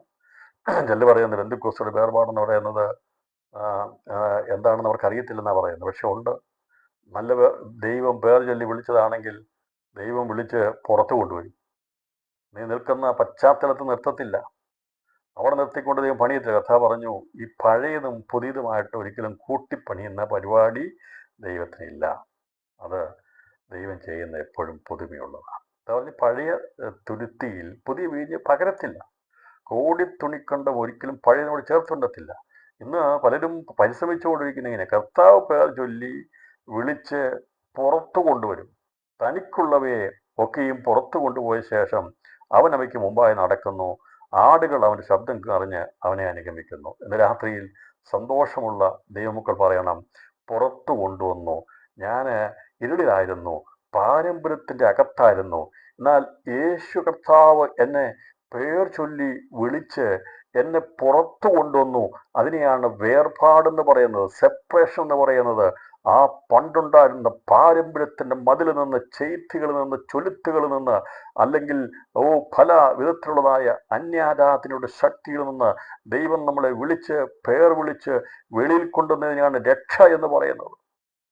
അതിനെയാണ് രക്ഷിക്കപ്പെട്ടതെന്ന് പറയുന്നത്. നാം രക്ഷിക്കപ്പെടുവാൻ ഇടയാത്തീർന്നു. പാരമ്പര്യത്തിൻ്റെ മതിലിൽ നിന്ന്, അന്യ ദൈവങ്ങളുടെ ആരാധനയിൽ നിന്ന് ദൈവം നമ്മുടെ പേർ വിളിച്ച് വെളിയിൽ കൊണ്ടുവന്നതുപോലെ പത്രോസിനെയും യാക്കോബിനെയും യോഹന്നാനെയും യേശുവിൻ്റെ ശിഷ്യന്മാർ അതുപോലെ പേർ വിളിച്ച എത്രയോ പേരുണ്ട്. അവരൊക്കെ വെളിയിൽ വരുവാൻ ഇടയാത്തുന്നവർ അവൻ്റെ അടുക്കൽ വരുവാൻ ഇടയാത്തുന്നു. കർത്താവ് പേർ ചൊല്ലി വിളിച്ച് പുറത്ത് കൊണ്ടുപോകുന്നു. പുറത്ത് കൊണ്ടുപോകും. പാരമ്പര്യത്തിനകത്ത് നിർത്തത്തില്ല. ഈ വചനം കേൾക്കുമ്പോൾ കർത്താവ് ഞാൻ നല്ല ഇടയനാണ്. എന്നിട്ട് കർത്താവ് പറഞ്ഞത് ഇവർക്കത് മനസ്സിലായില്ല. ഇവർ പറഞ്ഞു, നിങ്ങൾ വിചാരിക്കുന്നത് പോലെ യെരൂശലേം ദേവാലയത്തിൻ്റെ അകത്ത് നിന്നുകൊണ്ട് ഒരു ശുശ്രൂഷ അല്ല ദൈവം എനിക്ക് തന്നിരിക്കുന്നത്. ഞാൻ വിളിച്ചിരിക്കുന്നത് ഇത് ദൈവം തന്നതാണ്. അത് എൻ്റെ പിതാവ് തന്നതാ. എൻ്റെ പിതാവിനുള്ളതാണത്. അത് ഞാൻ ഇരിക്കേണ്ടതാ. പക്ഷേ അത് നിഴലായിരുന്നു. അത് തീരാൻ പോകുക. യഥാർത്ഥമായ വാതിൽ വെളിപ്പെട്ടിരിക്കുകയാണ്. നിങ്ങൾക്കത് തിരിച്ചറിയാൻ കഴിയത്തില്ല, മനസ്സിലാകാൻ കഴിയുന്നില്ല. അതുകൊണ്ടത് മനസ്സിലാക്കുന്ന രീതിയിൽ കർത്താവ്ക്ക് വെളിപ്പെടുത്തുവാനിടയായിത്തീർന്നു. കർത്താവ് പറയാണ്, യേശു പിന്നെ അവരോട് പറഞ്ഞത്, ആമേൻ ആമേൻ ഞാൻ നിങ്ങളോട് പറയുന്നു, ആടുകളുടെ വാതിൽ ഞാനാകുന്നു. കർത്താവ് തുറന്നെന്ന് പറഞ്ഞു. മുമ്പേ പറഞ്ഞത് ഈ വരുന്നവൻ വേറെ വാതിൽ വഴിയായി കയറുന്നു. ആട്ടിൻ തൊഴുത്തിൽ വാതിലൂടെ കടക്കാതെ വേറെ വഴിയായി കയറുന്നവൻ കള്ളനും കവർച്ചക്കാരൻ. ഈ വഴിയും വാതിലും തമ്മിൽ വ്യത്യാസമുണ്ട്. വഴി എന്ന് പറഞ്ഞു കഴിഞ്ഞാൽ നമുക്കറിയാം അതൊരു യാത്രയാണ്. അത് വഴിയും വാതിലും തുറക്കണമെന്ന് പ്രാർത്ഥിക്കും. എന്താണ് ഇതിൻ്റെ അർത്ഥം? വഴിയും വാതിലെന്ന് പറഞ്ഞാൽ അർത്ഥം വഴി എന്ന് പറഞ്ഞാൽ ബിഗിനിങ് ആണ്, ഒരു തുടക്കം. വാതിൽ എന്ന് പറയുമ്പോൾ അത് നമ്മൾ ഏത് വഴിയിലൂടെ സഞ്ചരിച്ചോ എന്തിനു വേണ്ടിയാണോ അതിലേക്ക് പ്രവേശിക്കുന്നതിനെയാണ് വാതിൽ എന്ന് പറയുന്നത്. അപ്പം നമ്മൾ ജീവിതത്തെ വഴിയിലൂടെ നാം നിത്യതയിൽ പ്രവേശിക്കുന്ന വാതിലാണ് ക്രിസ്തു. കർത്താവ് പറഞ്ഞു, ഞാൻ തന്നെ വഴിയും സത്യവും ജീവനുമാകുന്നു. കർത്താവ് പറഞ്ഞു, ഞാൻ തന്നെയാണ് വാതിൽ. ജീവിതത്തിൽ ആത്മീയ ജീവിതത്തിൻ്റെ സത്യമാർഗത്തിലൂടെ സഞ്ചരിക്കുന്ന എവർക്കും ഒരേ ഒരു വാതിലല്ലാതെ മറ്റൊരു വാതിലില്ല. വേറൊരു വഴിയിലൂടെ, വേറൊരു മാർഗത്തിലൂടെ എന്ന് പറയുന്നുണ്ടെങ്കിൽ കർത്താവ് പറഞ്ഞു, അതെല്ലാം കള്ളത്തരമാണ്. അത് കള്ളന്മാരാണ്, കവർച്ചക്കാരാണ്, അറുക്കുവാനും മുടിക്കുവാനും. അതേക്കുറിച്ചാണ് കർത്താവ് പിന്നെ തുറന്നു പറഞ്ഞിരിക്കുന്നത്. യേശു പറഞ്ഞു, ഞാൻ നിങ്ങളോട് പറഞ്ഞു, ആടുകളുടെ വാതിൽ ഞാനാകുന്നു. എനിക്ക് മുമ്പേ വന്നവരൊക്കെയും കള്ളന്മാരും കവർച്ചക്കാരും അത്രേ. ആടുകളോ അവരുടെ വാക്ക് കേട്ടില്ല. ഞാൻ വാതിലാകുന്നു, എന്നിലൂടെ കടക്കുന്നവൻ രക്ഷപ്പെടും. അവർ അകത്ത് വരികയും പുറത്തു പോവുകയും മേച്ചൽ കണ്ടെത്തുകയും ചെയ്യും. അതിൻ്റെ അർത്ഥം, എനിക്ക് മുമ്പേ വന്നവർ കള്ളന്മാരും കവർച്ചക്കാരെന്ന അർത്ഥം മോശയും യോശുവയും അല്ലെങ്കിൽ പ്രവാചകന്മാരായിരുന്നില്ല കള്ളന്മാരും കവർച്ചക്കാരെന്നതിൻ്റെ അർത്ഥം അതല്ല. അവരൊക്കെ ഈ വാതിലിനെ കുറിച്ച് സാക്ഷ്യം പറഞ്ഞവരാ. അതല്ലാതെ സത്യമാർഗത്തിൻ്റെ വാതിലല്ലാതെ മറ്റു പല മാർഗങ്ങളിലൂടെയും മനുഷ്യന് മോക്ഷം പ്രാപിക്കാമെന്നുള്ള രീതിയിൽ സംസാരിക്കുന്ന പലതും നടക്കുക. കർത്താവ് വന്ന സമയത്ത് ഞമ്മളിൽ പ്രബലമായിരിക്കുന്ന പല കാര്യങ്ങളുമുണ്ടായിരുന്നു. കർത്താവിനെ ഒന്നും പേരെടുത്ത് പറയാൻ ഇടയാക്കുന്നില്ല. നമ്മുടെ കർത്താവ് ഒരു കാര്യവും പരസ്യമായി പേരെടുത്ത് പറഞ്ഞിട്ടില്ല. അന്ന് യേശു വന്നപ്പോൾ 2000 വർഷം വന്നപ്പോൾ എത്രയോ പ്രബലമായിരിക്കുന്ന സിദ്ധാന്തങ്ങളും അന്നത്തെ പഠിപ്പിക്കലുകളും മോക്ഷത്തിൻ്റെ മാർഗങ്ങളും ഒക്കെ ഉണ്ടായിരുന്നു. കർത്താവ് പറഞ്ഞു, അങ്ങനെ എല്ലാ വഴികളും, ഈവൻ പിതാവാം ദൈവം കൊടുത്തിരിക്കുന്ന ഇസ്രായേലിൻ്റെ രക്ഷയുടെ മാർഗമായിരിക്കുന്ന, നിഴലായിരിക്കുന്ന മാർഗവും അതും തീരാൻ പോകുക. സത്യവാതിൽ തുറക്കപ്പെട്ടു. ആ വഴി ഞാനാകുന്നു. എന്നിലൂടെ അല്ലാതെ ആരും പിതാവിൻ്റെ അടുക്കൽ എത്തത്തില്ല എന്ന് പറഞ്ഞുകൊണ്ട് കർത്താവ് പറഞ്ഞു, ഈ പിതാവാം ദൈവം തന്നിരിക്കുന്ന വഴിയാകുന്ന നടുവിലൂടെ സഞ്ചരിക്കുന്ന നിങ്ങൾക്ക് അതിൻ്റെ പൊരുൾ മനസ്സിലാക്കിയാൽ ഞാനാകുന്നു ആ വാതിൽ എന്ന് കർത്താവിടെ പറയുകയാണ്. നിങ്ങളോട് പറയുന്നു, ആടുകളുടെ വാതിൽ ഞാനാകുന്നു. എനിക്ക് മുമ്പേ വന്നവരൊക്കെയും കള്ളന്മാരും കവർച്ചക്കാരും അത്രേ. അതിനെക്കുറിച്ച് ഞാൻ എക്സ്പ്രഷൻ ചെയ്യാൻ ആഗ്രഹിക്കുന്നില്ല, കാരണം അതിൻ്റെ ആവശ്യമില്ല. കർത്താവ് പറഞ്ഞു, ഏക സത്യമാർഗമായ ഏകമാർഗമായിരിക്കുന്ന ആകാശത്തിന് കീഴിൽ മനുഷ്യരിൽ രക്ഷിക്കപ്പെടാൻ നൽകിയിരിക്കുന്ന ഒരേ ഒരു മാർഗം യേശുവിൻ്റെ നാമമാണ്. കർത്താവ് പറഞ്ഞു, ഞാൻ എന്നിലൂടെ അല്ലാതെ മറ്റൊരു മാർഗമില്ല. ഇതിന് നിഴലായിട്ടാണ് ഈ ജലപ്രളയ സമയത്ത് ദൈവം ഒരു വാതിൽ വെക്കുവാനും ഇടയാത്തുന്നത്. എന്നോട് നോഹയോട് പെട്ടകം പണിയാൻ പറഞ്ഞ സമയത്ത് നോഹ പെട്ടകം പണിതു. പക്ഷേ വാതിലിനെ കുറിച്ചുള്ള കാര്യം ദൈവം അവിടെ പറഞ്ഞു, വശത്തൊരു വാതിൽ വെച്ചേക്കണമെന്ന് പറഞ്ഞു. വാതിലൂടെയാണ്. അപ്പോൾ നോഹയുടെ പ്രസംഗം വഴിയായിരുന്നു, വഴിത്തിരിവായിരുന്നു. നോഹ ആത്മാവിൽ ചെന്ന് അന്ന് അവരോട് സംസാരിച്ചപ്പോൾ ജീവൻ്റെ വഴിയാണ് അവരോട് സംസാരിച്ചത്. പക്ഷേ ജീവൻ്റെ വഴിയിലൂടെ സഞ്ചരിച്ച് പെട്ടകം ഒരുക്കപ്പെട്ടിരിക്കുന്ന പെട്ടകത്തിൻ്റെ വാതിലിൽ പ്രവേശിപ്പാൻ അവർക്ക് കഴിഞ്ഞില്ല. നോഹ പ്രസംഗിച്ചത് പലരും കേട്ടിട്ടുണ്ട്, നോഹ സംസാരിച്ചത് പലരും കേട്ടിട്ടുണ്ട്. നോഹ പറഞ്ഞിട്ടുണ്ട്, എൻ്റെ സ്ഥലത്ത് എൻ്റെ വീട്ടിനടുത്ത് പണിതിരിക്കുന്നൊരു പെട്ടകമുണ്ട്, ആ പെട്ടകം പണിതുകൊണ്ടിരിക്കുക, ആ പെട്ടകത്തിൻ്റെ വാതിലുണ്ട്, ആ വാതിലൂടെ പ്രവേശിക്കണം എന്നുള്ള സന്ദേശമാണ് അന്ന് ജീവൻ്റെ വഴിയായി നോഹ പ്രസംഗിച്ചുകൊണ്ടിരുന്നത്. പക്ഷേ ഈ വഴി അത് ജീവൻ്റെ വഴിയായിരുന്നു നോഹ എന്ന് പ്രസംഗിച്ചത്. പക്ഷേ അതിനെ കിളിവാതിലുണ്ടാക്കി അത് മുകളിലാണ്, മേലുന്ന ഒരു മുഴ താഴേക്കും അതിന് വയ്ക്കണം. പെട്ടകത്തിൻ്റെ വാതിൽ അതിൻ്റെ വശത്ത് വയ്ക്കണം. അതിൻ്റെ 6-ാം അധ്യായം 16-ാം വാക്യമാണ്. അതിൻ്റെ പെട്ടകത്തിൻ്റെ വാതിൽ അതിൻ്റെ വശത്ത് വയ്ക്കണം. താഴത്തെയും 2-ാമത്തെയും 3-ാമത്തെയും തട്ടായി അതിനെ ഉണ്ടാക്കണം. ഈ വഴിയിലൂടെ ജീവന്റെ സന്ദേശം അന്ന് നോഹ പ്രസംഗിച്ചപ്പോൾ അത് വഴിയായിരുന്നു.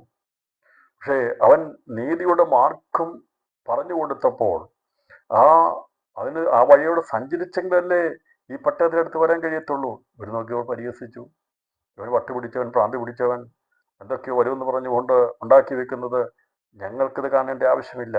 ഇന്നും അനേകർ വിചാരിക്കുന്നത് ഈ പറയുന്ന സുവിശേഷം ഏതോ ഭ്രാന്തി പിടിച്ചന്മാരുടെ പരിപാടിയാ, അല്ലെങ്കിൽ അങ്ങനെ എന്തൊക്കെയോ കാര്യങ്ങൾ പറയുന്നുണ്ട്, ഇതെല്ലാം സംഭവിക്കുന്ന കാര്യമാണോ എന്നുള്ള രീതിയിൽ ചിന്തിക്കുമ്പോൾ കേൾക്കുന്ന പ്രിയപ്പെട്ടവരെ, നമുക്കറിയാം ഈ വാതിലൂടെ കടന്നെങ്കിൽ മാത്രമേ രക്ഷയുള്ളെന്ന്.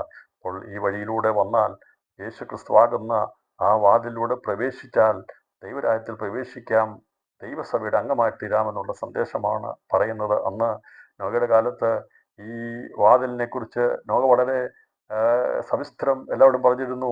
പെട്ടകത്തിൻ്റെ വാതിലുണ്ട്, ആ വാതിൽ തുറന്നു കിടക്കുകയാ, അതിലൂടെ പ്രവേശിക്കണം കേട്ടോ. മഴ പെയ്യുന്നതിന് മുമ്പ്, ദൈവത്തിൻ്റെ കോപം വരുന്നതിന് മുമ്പ് രക്ഷയുടെ വാതിൽ, ആ പെട്ടകത്തിൻ്റെ വാതിൽ അടയ്ക്കാൻ പോകുക. പണ്ട് പാട്ടുകാർ പാടിയല്ലോ, ദൈവമക്കൾ പാടിയല്ലോ, പെട്ടകത്തിൻ്റെ വാതിൽ അടയ്ക്കാറായി എന്നൊക്കെ പറഞ്ഞ് പാട്ടുകൾ പാടാറുണ്ട്.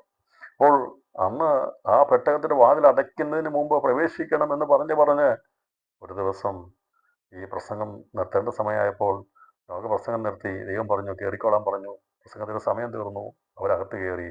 ദൈവം വാതിൽ അടച്ചു. 7-ാം അധ്യായം അതിൻ്റെ 17-ാം വാക്യത്തിൽ പറയുന്നത്, ആണും പെണ്ണുമായി കടന്നു, യഹോവ വാതിൽ അടച്ചു. ദൈവം തുറന്നാൽ ആർക്കും അടയ്ക്കാൻ കഴിയത്തില്ല.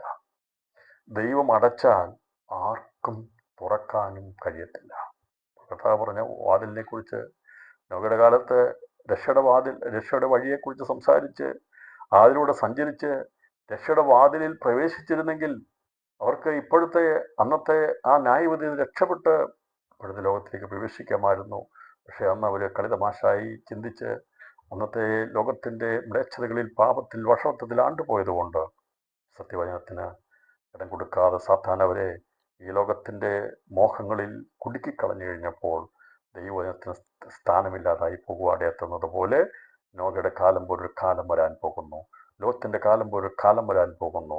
ഈ ദൈവം പറഞ്ഞിരിക്കുന്ന കാലത്തിലേക്ക് വരാൻ പോകുന്നത് കർത്താവിൻ്റെ സഭ എടുക്കപ്പെട്ട ശേഷമായി, പരിശുദ്ധാത്മാവിടുന്ന് സഭയും കൊണ്ട് പോയതിന് ശേഷമേ ഒരു കാലഘട്ടം വരികയുള്ളൂ. ഇപ്പോൾ ഇതെല്ലാം കൂടി മൊത്തമായി കിടന്ന് ഒന്നിച്ച് പ്രവർത്തിക്കുന്നത് പറഞ്ഞാൽ, ഇവിടുന്ന് ഒരു കൂട്ടം ആൾക്കാർ പോകാൻ വേണ്ടി തയ്യാറാകുമ്പോൾ മറുഭാഗത്ത് ഇരുളിൻ്റെ ശക്തി പ്രവേശിക്കാൻ വേണ്ടി അവനും അവിശ്വാസത്തിൻ്റെ വഴി തുറന്നു കൊടുത്തുകൊണ്ട്, പല മാർഗങ്ങൾ പറഞ്ഞുകൊണ്ട്, പല രീതിയിലുള്ള വശീകരണത്തിലൂടെ അവൻ ലോകത്തെ വഞ്ചിക്കാൻ വേണ്ടി തയ്യാറായി നിൽക്കുമ്പോൾ അതിനെ തടഞ്ഞുകൊണ്ട് നിൽക്കുന്ന പരിശുദ്ധാത്മാവ് ഭൂമിയിൽ ഉള്ളിടത്തോളം കാലം അത് വെളിപ്പെട്ടു വരത്തില്ല. അതുകൊണ്ട് കൃപയാൽ ഇപ്പോൾ രക്ഷയുടെ മാർഗവും രക്ഷയുടെ വാതിലും അത് പ്രവേശിപ്പാനുള്ള വഴികളും തുറന്നു കിടക്കുന്നു. എന്നാൽ അടയപ്പെടുന്നൊരു ദിവസമുണ്ട്. അത് നോഗയുടെ വാതിൽ ദൈവം അടച്ചതുപോലെ കർത്താവ് പറഞ്ഞ ഉപമ നമുക്ക് കാണാൻ സാധിക്കുന്ന കല്യാണ സദ്യക്ക് ക്ഷണിക്കപ്പെട്ടവർ ഭാഗ്യവാന്മാർ എന്ന് പറഞ്ഞിട്ട് കല്യാണ സദ്യയുടെ വാതിൽ പ്രവേശിച്ചു കഴിയുമ്പോൾ ദൈവവാതിലടയ്ക്കും. അന്നാണ് സുവിശേഷത്തിൻ്റെ വാതിൽ അന്ന് അടയപ്പെടുന്നത്. ഇപ്പോൾ തുറന്നിരിക്കുന്ന സുവിശേഷം അത് കർത്താവിൻ്റെ സഭ എടുക്കപ്പെടുന്നതോടുകൂടി അടയപ്പെടത്തില്ല. ഇത് കേൾക്കുമ്പോൾ ചിലർക്കൊക്കെ സംശയമുണ്ടാകുമെന്ന് എനിക്കറിയാം. നിങ്ങൾക്ക് സംശയമുണ്ടെങ്കിൽ വീണ്ടും ഈ പ്രസംഗം ഒന്നുകൂടെ കേട്ടാൽ മതി. ഒന്ന് രണ്ട് പ്രാവശ്യം കേൾക്കുമ്പോൾ അത് മനസ്സിലാകാൻ സാധിക്കും. ഞാൻ പറഞ്ഞല്ലോ, ഈ ക്ലാസ്സുകൾക്കകത്ത് ഉണ്ടാകുന്ന സംശയങ്ങൾ നിവാരണം കിട്ടാൻ വേണ്ടി എൻ്റെ ഓഡിയോ ഒന്നുകൂടെ കേട്ടിട്ട് പിന്നെയും നിങ്ങൾക്ക് സംശയം ഉണ്ടാകുകയാണെങ്കിൽ ചോദിക്കാൻ കുഴപ്പമൊന്നുമില്ല. ഞാനിപ്പോൾ ഇത് ഓഡിയോ റെക്കോർഡ് ചെയ്ത് ഇതിൻ്റെ അകത്ത് ഇടുന്നത്. അത് കേട്ട് കഴിഞ്ഞാൽ അത് മനസ്സിലാക്കാവുന്ന രീതിയിലാണ് സംസാരിക്കാറുള്ളത്. സംശയം തീർത്താണ് പോകാറുള്ളത്. അതുകൊണ്ട് ഞാനീ പറയുന്നത്, എന്നാണ് ഈ സുവിശേഷ വാതിൽ തുറന്നെങ്കിൽ അടയ്ക്കണമല്ലോ. എന്നാണ് അടയ്ക്കുന്നത്? ദൈവത്തിൻ്റെ സഭ എടുക്കപ്പെടുമ്പോഴേ ഇവിടെ സുവിശേഷത്തിൻ്റെ വാതിൽ അടയപ്പെടത്തില്ല. സുവിശേഷത്തിൻ്റെ വാതിൽ ഇവിടെ ഉണ്ടായിരിക്കും. സുവിശേഷം ഉണ്ടായിരിക്കും. കല്യാണ സദ്യക്ക് ക്ഷണിക്കപ്പെടുന്നവരുണ്ട്. കല്യാണത്തിൻ്റെ മണവാട്ടിയാകാൻ വേണ്ടിയുള്ള ക്ഷണമല്ല, അതിൻ്റെ തോഴിമാരും തോഴന്മാരുമാകുള്ള വിളിയല്ല. ഈ സ്വർഗീയ വിളിക്കകത്ത് ഉൾപ്പെടുന്നതിൽ വ്യത്യസ്തങ്ങളായിരിക്കുന്ന വിളിയുണ്ട്. എല്ലാവർക്കും ഒരേ വിളിയല്ല. അപ്പോൾ നമ്മുടെ വിളിയും തിരഞ്ഞെടുപ്പും നാം അത് അധികം ശ്രദ്ധയോടെ മനസ്സിലാക്കണം. എന്തിനു വേണ്ടി എപ്പോൾ വിളിക്കുന്നത്? ഞാൻ പറഞ്ഞല്ലോ, മണവാട്ടി സഭ എടുക്കപ്പെടുന്നവരെയും മണവാട്ടി സഭയുടെ അംഗമായി തീരാനുള്ള മഗ്നീയമായിരിക്കുന്ന വിളിയുടെ കാലഘട്ടമാണ് ഇത്. കഴിഞ്ഞാൽ പരിശുദ്ധാത്മാവ് ഇവിടെ നിന്ന് എടുക്കപ്പെട്ടു കഴിഞ്ഞാൽ പിന്നീട് ഉള്ള വിളി മണവാട്ടി സഭയുടെ തോഴിമാരാകാനുള്ള ആഹ്വാനമായിരിക്കും ആ സമയത്തുണ്ടാകും. അതിനുശേഷമായി അവരുടെ പുനരുത്ഥാനം കഴിഞ്ഞ് കഴിയുമ്പോൾ, അവരും എടുക്കപ്പെട്ട് കഴിയുമ്പോൾ പിന്നീടുണ്ടാകുന്നത് കല്യാണ സദ്യയെക്കുറിച്ചാണ്. കല്യാണ സദ്യക്കുള്ള അതേക്കുറിച്ച് നമുക്ക് മത്തായി സുവിശേഷം 25-ാം അധ്യായത്തിൽ വളരെ സവിസ്തരം കർത്താവ് പറഞ്ഞിട്ടുണ്ട്. അത് മത്തായി സുവിശേഷത്തിൽ പറഞ്ഞിരിക്കുന്ന ഭാഗം കൂടി ഞാനൊന്ന് എടുത്ത് വായിക്കുന്നത് ഈ വാതിലടയ്ക്കുന്നവരുടെ ബന്ധത്തിൽ എന്താകുന്നത് കൂടി ഒന്ന് വെളിപ്പെടുത്താൻ വേണ്ടിയാണ്. 25-ാം അധ്യായം അതിൻ്റെ 10-ാം വാക്യം. അവർ വാങ്ങുവാൻ പോയപ്പോൾ മണവാളൻ വന്നു, ഒരുങ്ങിയിരുന്നവർ അവനോടുകൂടെ കല്യാണ സദ്യക്ക് ചെന്നു, വാതിലടയ്ക്കുകയും ചെയ്തു. ഇത് തെറ്റായി വ്യാഖ്യാനിച്ച് പലരും സ്വർഗത്തിൽ നടക്കുന്ന സംഭവമാണെന്ന് പറയാറുണ്ട്. കല്യാണ സദ്യ സ്വർഗത്തിൽ നടക്കുന്ന കാര്യമല്ല. അങ്ങനെയാണെങ്കിൽ ഈ ദൈവത്തിൻ്റെ മണവാട്ടി സഭ എടുക്കുന്നതിനുള്ള ബന്ധത്തിലാണ് 10 കന്യകമാരുടെ ഉപമ രേഖപ്പെടുത്തി വെച്ചിരിക്കുന്നതെങ്കിൽ നിങ്ങളിത് വായിച്ചു കഴിയുമ്പോൾ നമുക്ക് ഒരുപാട് സംശയം ഉണ്ടാകും. ഇപ്പോൾ ഇവിടെ 10 കന്യകമാരെ എല്ലാവരും മിക്കവാറും പല സ്ഥലങ്ങളിലും പ്രസംഗിച്ച് കേൾക്കുന്നത് മണവാട്ടി സഭയുടെ ബന്ധത്തിലാണ്. എന്നാൽ അങ്ങനെയല്ല പ്രിയപ്പെട്ടവരെ. ഇവരെ വാസ്തവത്തിൽ വ്രതന്മാരുടെ കൂട്ടത്തിൽപ്പെടുന്നവരും സുവിശേഷത്തിൻ്റെ അവസാന ശേഷിപ്പിലേക്ക് ഉൾപ്പെടുന്നവരുമാണ്. സുവിശേഷത്തിൻ്റെ വാതിൽ അടയ്ക്കുന്നതിന് മുമ്പായിട്ട് കല്യാണ സദ്യ ഭൂമിയിലാണ് നടക്കുന്നത്. മണവാളനും മണവാട്ടിയും പരിവാരങ്ങളും കൂടി ഭൂമിയിൽ വന്നു കഴിയുമ്പോഴാണ് കല്യാണ സദ്യ നടക്കുന്നത്. ഇവിടെ ഒരുങ്ങിയിരുന്ന മണവനോടുകൂടെ കല്യാണ സദ്യക്ക് ചെന്നു. കല്യാണത്തിൽ നിന്നല്ല, കല്യാണ സദ്യക്ക് ചെന്നു. പക്ഷെ ഇതൊന്നും ആരും വായിക്കത്തില്ല. ഇനി വായിച്ചാൽ പോലെ അത് മനസ്സാകത്തില്ല. അല്ലെ വായിച്ചാൽ അത് ഒന്ന് വേറെ രീതി ചിന്തിക്കത്തില്ല. പണ്ട് കേട്ടത് തന്നെ തുറന്നും പറഞ്ഞുകൊണ്ട് പോകും. അത് തന്നെ കേൾക്കുന്ന സന്തോഷമാണ്. അതിൽ നിന്ന് ഇച്ചിരി മാറിക്കഴിഞ്ഞാൽ പിന്നെ സംശയങ്ങളോ, പിന്നെ ഭയങ്കര പ്രശ്നങ്ങളാണ്. ഞാൻ പറയട്ടത് ദുരുപദേശങ്ങളോ അല്ലെങ്കിൽ അബദ്ധങ്ങളോ വിളിച്ചു പറയുകയല്ല, സത്യം വിളിച്ചു പറയുകയാണ്. അതിൻ്റെ യാഥാർത്ഥ്യബോധത്തോടെ സത്യം വിളിച്ചു പറയുക. കാര്യങ്ങളെ മനസ്സിലാക്കിക്കൊണ്ടും എന്താണ് കല്യാണമെന്നും എന്താണ് കല്യാണ സദ്യയെന്നും അത് എവിടെ നടക്കുന്നെന്നും എങ്ങനെയാണെന്നൊക്കെയുള്ള വ്യക്തമായ തിരിച്ചറിവോടുകൂടിയാണ് സംസാരിക്കുന്നത്. വെളിപ്പാട് പുസ്തകത്തിൻ്റെ പഠനവും അതിൻ്റെ വ്യാഖ്യാനവും എഴുതാൻ ദൈവം ഭാഗ്യം തന്നിട്ടുണ്ടെങ്കിൽ ഈ കാര്യങ്ങളെക്കുറിച്ചും ദൈവം നല്ല ഒരു ബോധം ദൈവം തന്നിട്ടുണ്ട്. അതുകൊണ്ടാണ് ഏത് പാതിരാത്രി ചോദിച്ചാലും ഞാൻ പറഞ്ഞതാണെന്ന് പറയും. എങ്ങനെയാണെന്ന് ഞാനത് തെളിയിക്കും. അതങ്ങനെ തന്നെയാണെന്ന് പറയും, മാറ്റി പറയത്തില്ല. കാരണം അത് സത്യമാണെന്നുള്ള ഉത്ബോധം എനിക്കുള്ളത് കൊണ്ടാണ് ഈ രീതിയിൽ പഠിപ്പിക്കുക. അപ്പോൾ നോഗയുടെ വാതിൽ തുറന്നു, അത് ജീവൻ്റെ വഴി അവൻ പ്രസംഗിച്ച് കടന്നു. അതിന് വാതിൽ ദൈവം അടച്ചപ്പോൾ അതോടുകൂടി പിന്നീട് ആർക്കും പ്രവേശിക്കാൻ കഴിഞ്ഞില്ല. ബാക്കിയുള്ള നമുക്കറിയാം, പ്രളയമായിരുന്നു, വിഷയങ്ങളായിരുന്നു. പിന്നീട് അവർ വന്ന് ലാൻഡ് ചെയ്തത് ഇപ്പോഴത്തെ ലോകത്തിലേക്കാണ്. പുരാതന ലോകം നശിച്ചു പോകാട്ടടിയാത്തവണ്ണം എന്ന് പറഞ്ഞതുപോലെ മണവാട്ടി സഭയുടെ ഉൾപ്രാപണമുണ്ട്. അതിനുശേഷമായി മണവാട്ടി സഭയുടെ തോഴിമാരാകുന്നവരുടെ ഉൾപ്രാപണമുണ്ട്. അതെല്ലാം പൂർത്തീകരിക്കപ്പെട്ട ശേഷമായി കർത്താവ് മഹത്വത്തിൽ പ്രത്യക്ഷപ്പെട്ട് കഴിയുമ്പോഴാണ് ദൂതന്മാരെ അയച്ച് തൻ്റെ വൃതന്മാരെ ശേഖരിക്കുന്നത്. ഈ വൃതന്മാരെന്നുള്ളത് അവരെ ശേഖരിക്കുമ്പോൾ അതിൻ്റെ ഞാനിപ്പോൾ അതിലേക്കുള്ളു പോകുന്നില്ല, അത് വെളിപ്പാട് പുസ്തകപരമായിട്ട് ബന്ധപ്പെട്ട. പക്ഷേ ഇവിടെ വാതിലിനോട് ബന്ധത്തിൽ പറഞ്ഞു വരുമ്പോൾ ഇത് പറഞ്ഞില്ലേ പിന്നെന്ത് പറയാനാ, മറ്റെന്ത് പറയാനാ? യേശുവാകുന്ന വാതിൽ എന്താണെന്ന് വെളിപ്പെടുത്തില്ലെങ്കിൽ, സുവിശേഷമാണെന്ന് വെളിപ്പെടുത്തില്ലേ, പിന്നെ അത് പഠിപ്പിച്ചൊരു കാര്യമില്ലല്ലോ. അപ്പം അതുകൊണ്ടാണ് ഈ സുവിശേഷത്തോടുള്ള ബന്ധത്തിൽ യേശു പറഞ്ഞു ഇത് വഴി, ജീവന്റെ വഴിയാണ്. സുവിശേഷം യേശു ക്രിസ്തു ജനിച്ചു, മരിച്ചു, അടക്കപ്പെട്ടു, ഉയർത്തെഴുന്നേറ്റു, വഴി തുറക്കപ്പെട്ടു. ആ വഴിയിലൂടെ പ്രവേശിച്ചാൽ സ്വർഗാസ്വർഗത്തിൽ എത്തിച്ചേരാം ആണ് സുവിശേഷത്തിൻ്റെ മാർഗം. ഇനി അതല്ല, ആ മാർഗത്തിലെത്താൻ കഴിഞ്ഞില്ലെങ്കിൽ അടുത്ത ഭാഗം കർത്താവ് ഈ വഴി ഒരു സ്ഥലത്തേക്ക് മാത്രമല്ല, സ്വർഗാസ്വർഗത്തിലെ സിംഹാസനത്തിലേക്ക് എത്താം, അതുപോലെ ഞമ്മതിൽ മന്ദിരത്തിലേക്ക് എത്താനുള്ള ഭാഗമുണ്ട്, നഗരത്തിൻ്റെ ഭാഗമായി എത്താൻ കഴിയും, അതല്ലെങ്കിൽ പ്രാകാരത്തിലേക്ക് എത്താനുള്ള വഴിയുണ്ട്. ഇതിൽ മൂന്നിലൂടെ എത്തിയില്ലെങ്കിൽ അവസാനമായി ഈ വഴിയിലൂടെ സഞ്ചരിക്കുന്നെങ്കിൽ, മറ്റു വഴിയിലൂടെ സഞ്ചരിക്കുന്നെങ്കിൽ ആ വഴി വിശാലമായതാ, ഇഷ്ടം പോലെ ജീവിക്കാം. പക്ഷെ എന്നാൽ രക്ഷയുടെ വാതിൽ ഇടുക്കവും ഞെരുക്കവുമുള്ളത്, അതിലൂടെ പ്രവേശിക്കുന്നത് ചുരുക്കം അത്രയാണ് കർത്താവ് പറഞ്ഞ വചനം ഈ ലോകാവസാനത്തിൻ്റെ അന്ത്യത്തിലേക്ക് അടുക്കുമ്പോൾ സംഭവിക്കാൻ പോവുകയാണ്. അപ്പോൾ കർത്താവ് പറഞ്ഞ വാതിൽ, വഴി എന്നുള്ളത് സുവിശേഷമാണ്, ക്രിസ്തുവാണ്.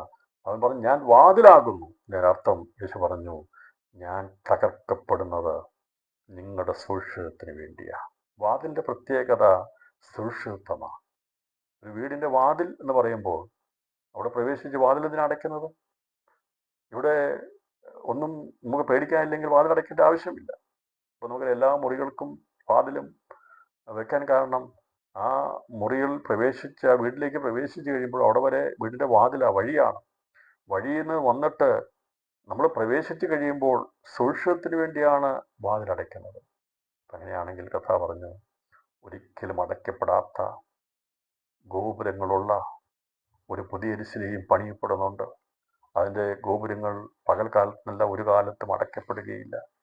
അപ്പോൾ ഇന്നത്തെ വാതിലുകളൊക്കെ അടയ്ക്കപ്പെടുന്നതാണ്. എന്നാൽ അടയ്ക്കപ്പെടാത്ത വാതിൽ, ഒരു ഭയവും വേണ്ടാത്ത ഒരു നിത്യയുഗം പിറക്കാൻ പോകുക. ഇന്ന് വാതിലുകളും ഓടാമ്പലുകളും കതകുകളും കൂടിക്കൂടി വരികയാണ്. കാരണം സുരക്ഷിതം കൂടിക്കൊണ്ടിരിക്കുമ്പോൾ കർത്താവ് പറഞ്ഞു ഞാൻ നിന്റെ സംരക്ഷകനാ, ഞാൻ നിന്റെ സൂക്ഷിപ്പ്, ഞാൻ നിന്നെ സൂക്ഷിച്ചു കൊള്ളാം, ഞാൻ നിന്നെ കരുതിക്കൊള്ളാം.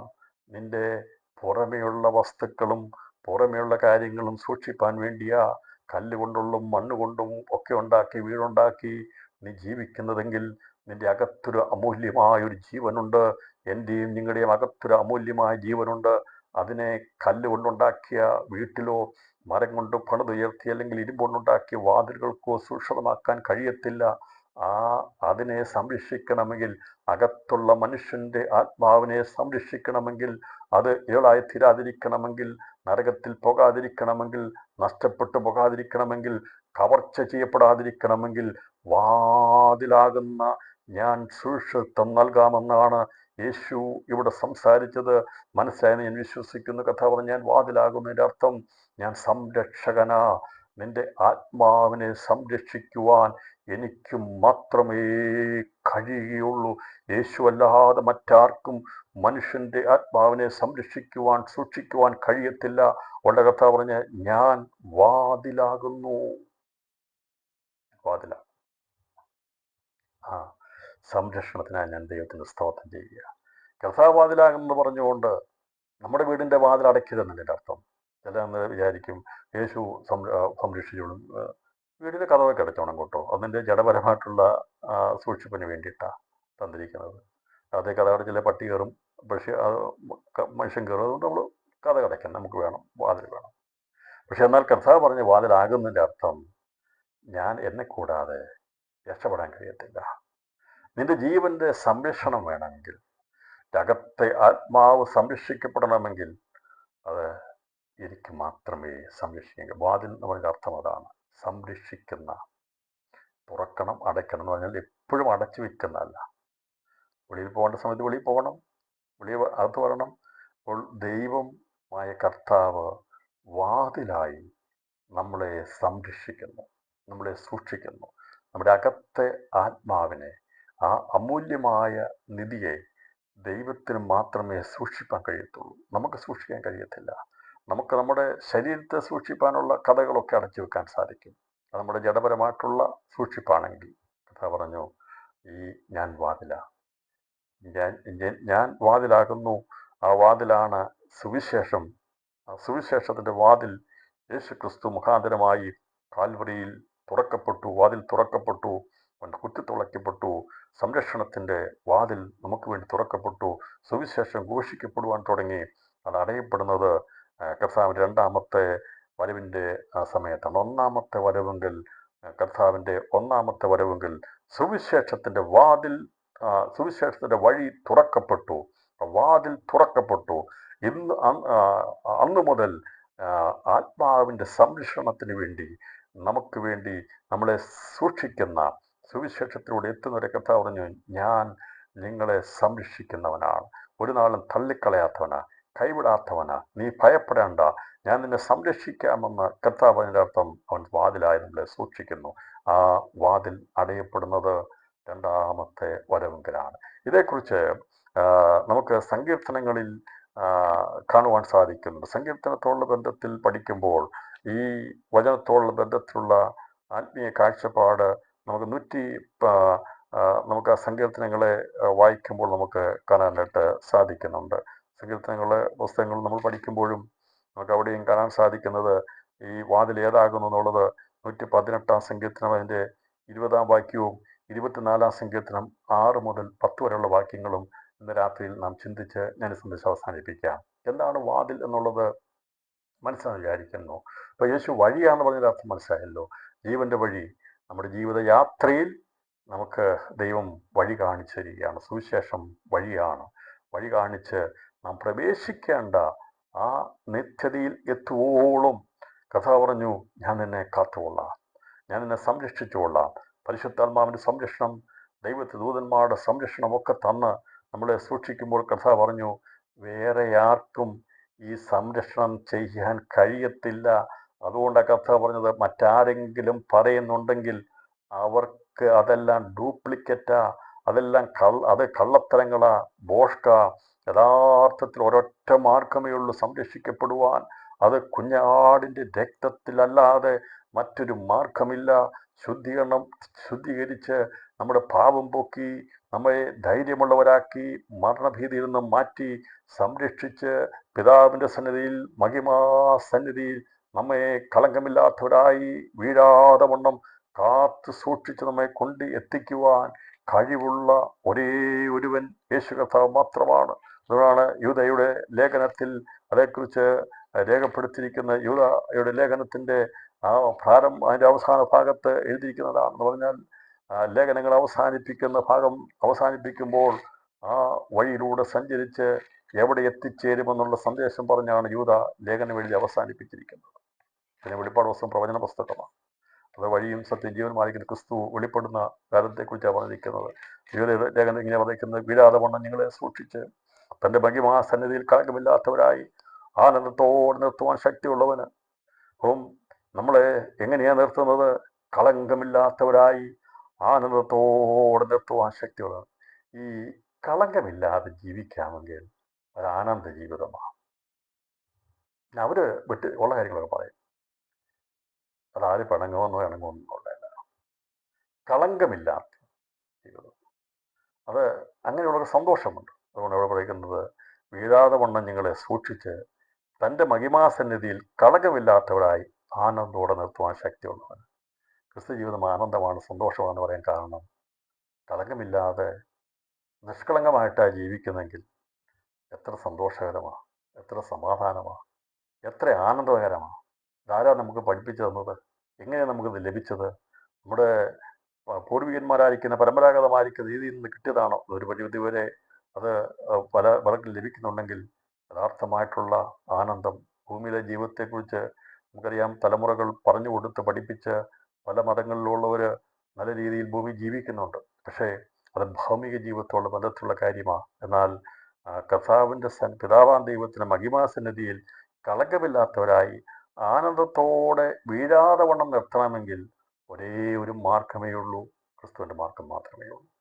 യേശു ക്രിസ്തുവിൻ്റെ വഴിയാകുന്ന സുവിശേഷത്തിലൂടെ മാത്രമേ, അല്ലെങ്കിൽ ദൈവം ഒരുക്കിയിരിക്കുന്ന രക്ഷയുടെ വഴിയുടെ മാത്രമേ മാനവവംശത്തിന് രക്ഷയുള്ളൂ. യഹൂദനായാലും യവനനായാലും ആരായാലും വേറൊരു വഴിയില്ല. വീഴാതെ വണ്ണം നിങ്ങളെ സൂക്ഷിച്ച് തൻ്റെ മഹിമാസന്നിധിയിൽ കളങ്കമില്ലാത്ത ആനന്ദത്തോടെ നിർത്തുവാൻ ശക്തിയുള്ളവന് നമ്മുടെ ഭർത്താവായ യേശു ക്രിസ്തു മുഖാന്തരം നമ്മുടെ രക്ഷിതാവായ ഏകദൈവത്തിന് തന്നെ സർവ്വകാലത്തിന് മുമ്പും ഇപ്പോഴും സദാകാലത്തോളം തേജസ്സും മഹിമയും ബലവും അധികാരവും ഉണ്ടാകുമാറാട്ടെ. ആമേൻ എന്ന് പറഞ്ഞാണ് പറഞ്ഞിരിക്കുന്നത്. ഈ വഴിയിലൂടെ സഞ്ചരിച്ചാൽ പിതാവാം ദൈവത്തിൻ്റെ സന്നിധിയിൽ കളങ്കമില്ലാത്തവരായി അവൻ്റെ സിംഹാസനത്തിന് മുമ്പിൽ എത്തുക മാത്രമല്ല, അവനുള്ളവർ അവനോട് കൂടി ഇരിക്കുകയും ചെയ്യും. ആ പിതാവാം ദൈവത്തിൻ്റെ വലത്ത് ഭാഗത്തിരിക്കുന്ന പുത്രൻ്റെ സിംഹാസനത്തിരിപ്പാൻ വേണ്ടി കളങ്കമില്ലാത്തവരാക്കി നമ്മെ കർത്താവ് മാറ്റി സത്യത്തിൻ്റെ മക്കളാക്കി തീർത്തുകൊണ്ടിരിക്കുന്ന ക്രിസ്തുയേശുവിൻ്റെ വലിയ പ്രവൃത്തിക്കായി ഇന്ന് രാത്രി ഞാൻ സ്തോത്രം ചെയ്യുകയാണ്. ഞാനിത് ഈ പറഞ്ഞു വന്ന ഭാഗത്തിൻ്റെ അകത്ത് അപ്പോൾ വാതിൽ അടച്ചു, സുവിശേഷം വാതിൽ തുറക്കപ്പെട്ടു. കാൽവറിയിൽ തുറക്കപ്പെട്ട സുവിശേഷം പരിശുദ്ധാത്മാവിനാൽ അത് യഥാർത്ഥമായി തുറക്കപ്പെടുവാൻ ഇടയായിത്തീർന്നു.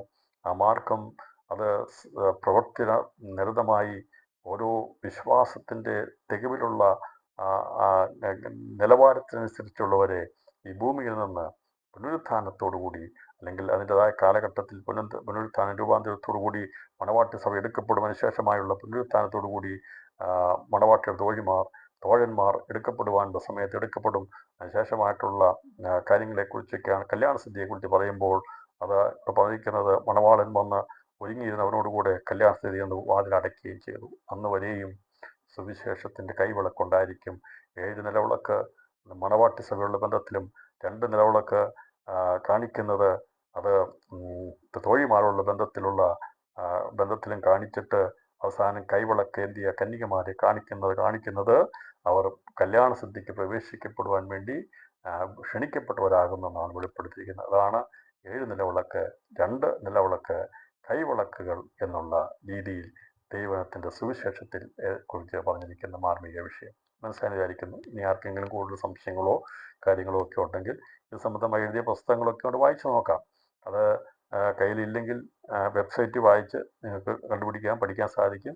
എന്നിട്ട് മനസ്സിലായില്ലെങ്കിൽ എന്നോട് ചോദിക്കണം. നിശ്ചയമായിട്ടും നിങ്ങൾ ഏത് പാചകത്തിൽ വിളിച്ചാലും അത് ക്ലിയർ ചെയ്യാൻ തയ്യാറാണ്. പക്ഷേ കിട്ടിയിരിക്കുന്ന സന്ദർഭങ്ങളും സാവകാശമൊക്കെ ഉപയോഗിച്ചിട്ട് മനസ്സിലാകാതെ പറ്റാതിരുന്നെങ്കിൽ മാത്രമേ ചോദിക്കാവുള്ളൂ കേട്ടോ. അപ്പോൾ ഇദ്ദേഹം എപ്പം വിളിച്ചാലും സംസാരിക്കാമെന്ന് പറഞ്ഞല്ലോ, അതുകൊണ്ട് എന്ത് ചോദിച്ചാൽ അങ്ങനെ ഉള്ള രീതി ചിന്തിക്കരുത്. നിങ്ങൾക്ക് മനസ്സിലായിട്ടില്ല, വായിച്ചിട്ട് മനസ്സിലായിട്ടില്ല, ഗ്രഹിച്ചിട്ട് മനസ്സിലാകുന്നില്ല, പിന്നെ സംശയങ്ങളൊക്കെ ഉണ്ടാകുകയാണെങ്കിൽ ഞാൻ പറയും, ഇന്ന ഭാഗം വായില് ഇന്ന കാര്യങ്ങളാണെന്ന് പറഞ്ഞു കൊടുക്കാറുണ്ട്. അതനുസരിച്ച് ശ്രദ്ധിച്ച് വായിച്ചാൽ മനസ്സിലാകാവുന്നതേ ഉള്ളൂ. ആഗ്രഹത്തോടെ വായിച്ചാൽ അതെല്ലാം മനസ്സിലാകും. ഇപ്പോൾ കല്യാണ സദ്യ വാതിൽ അടയ്ക്കപ്പെടും.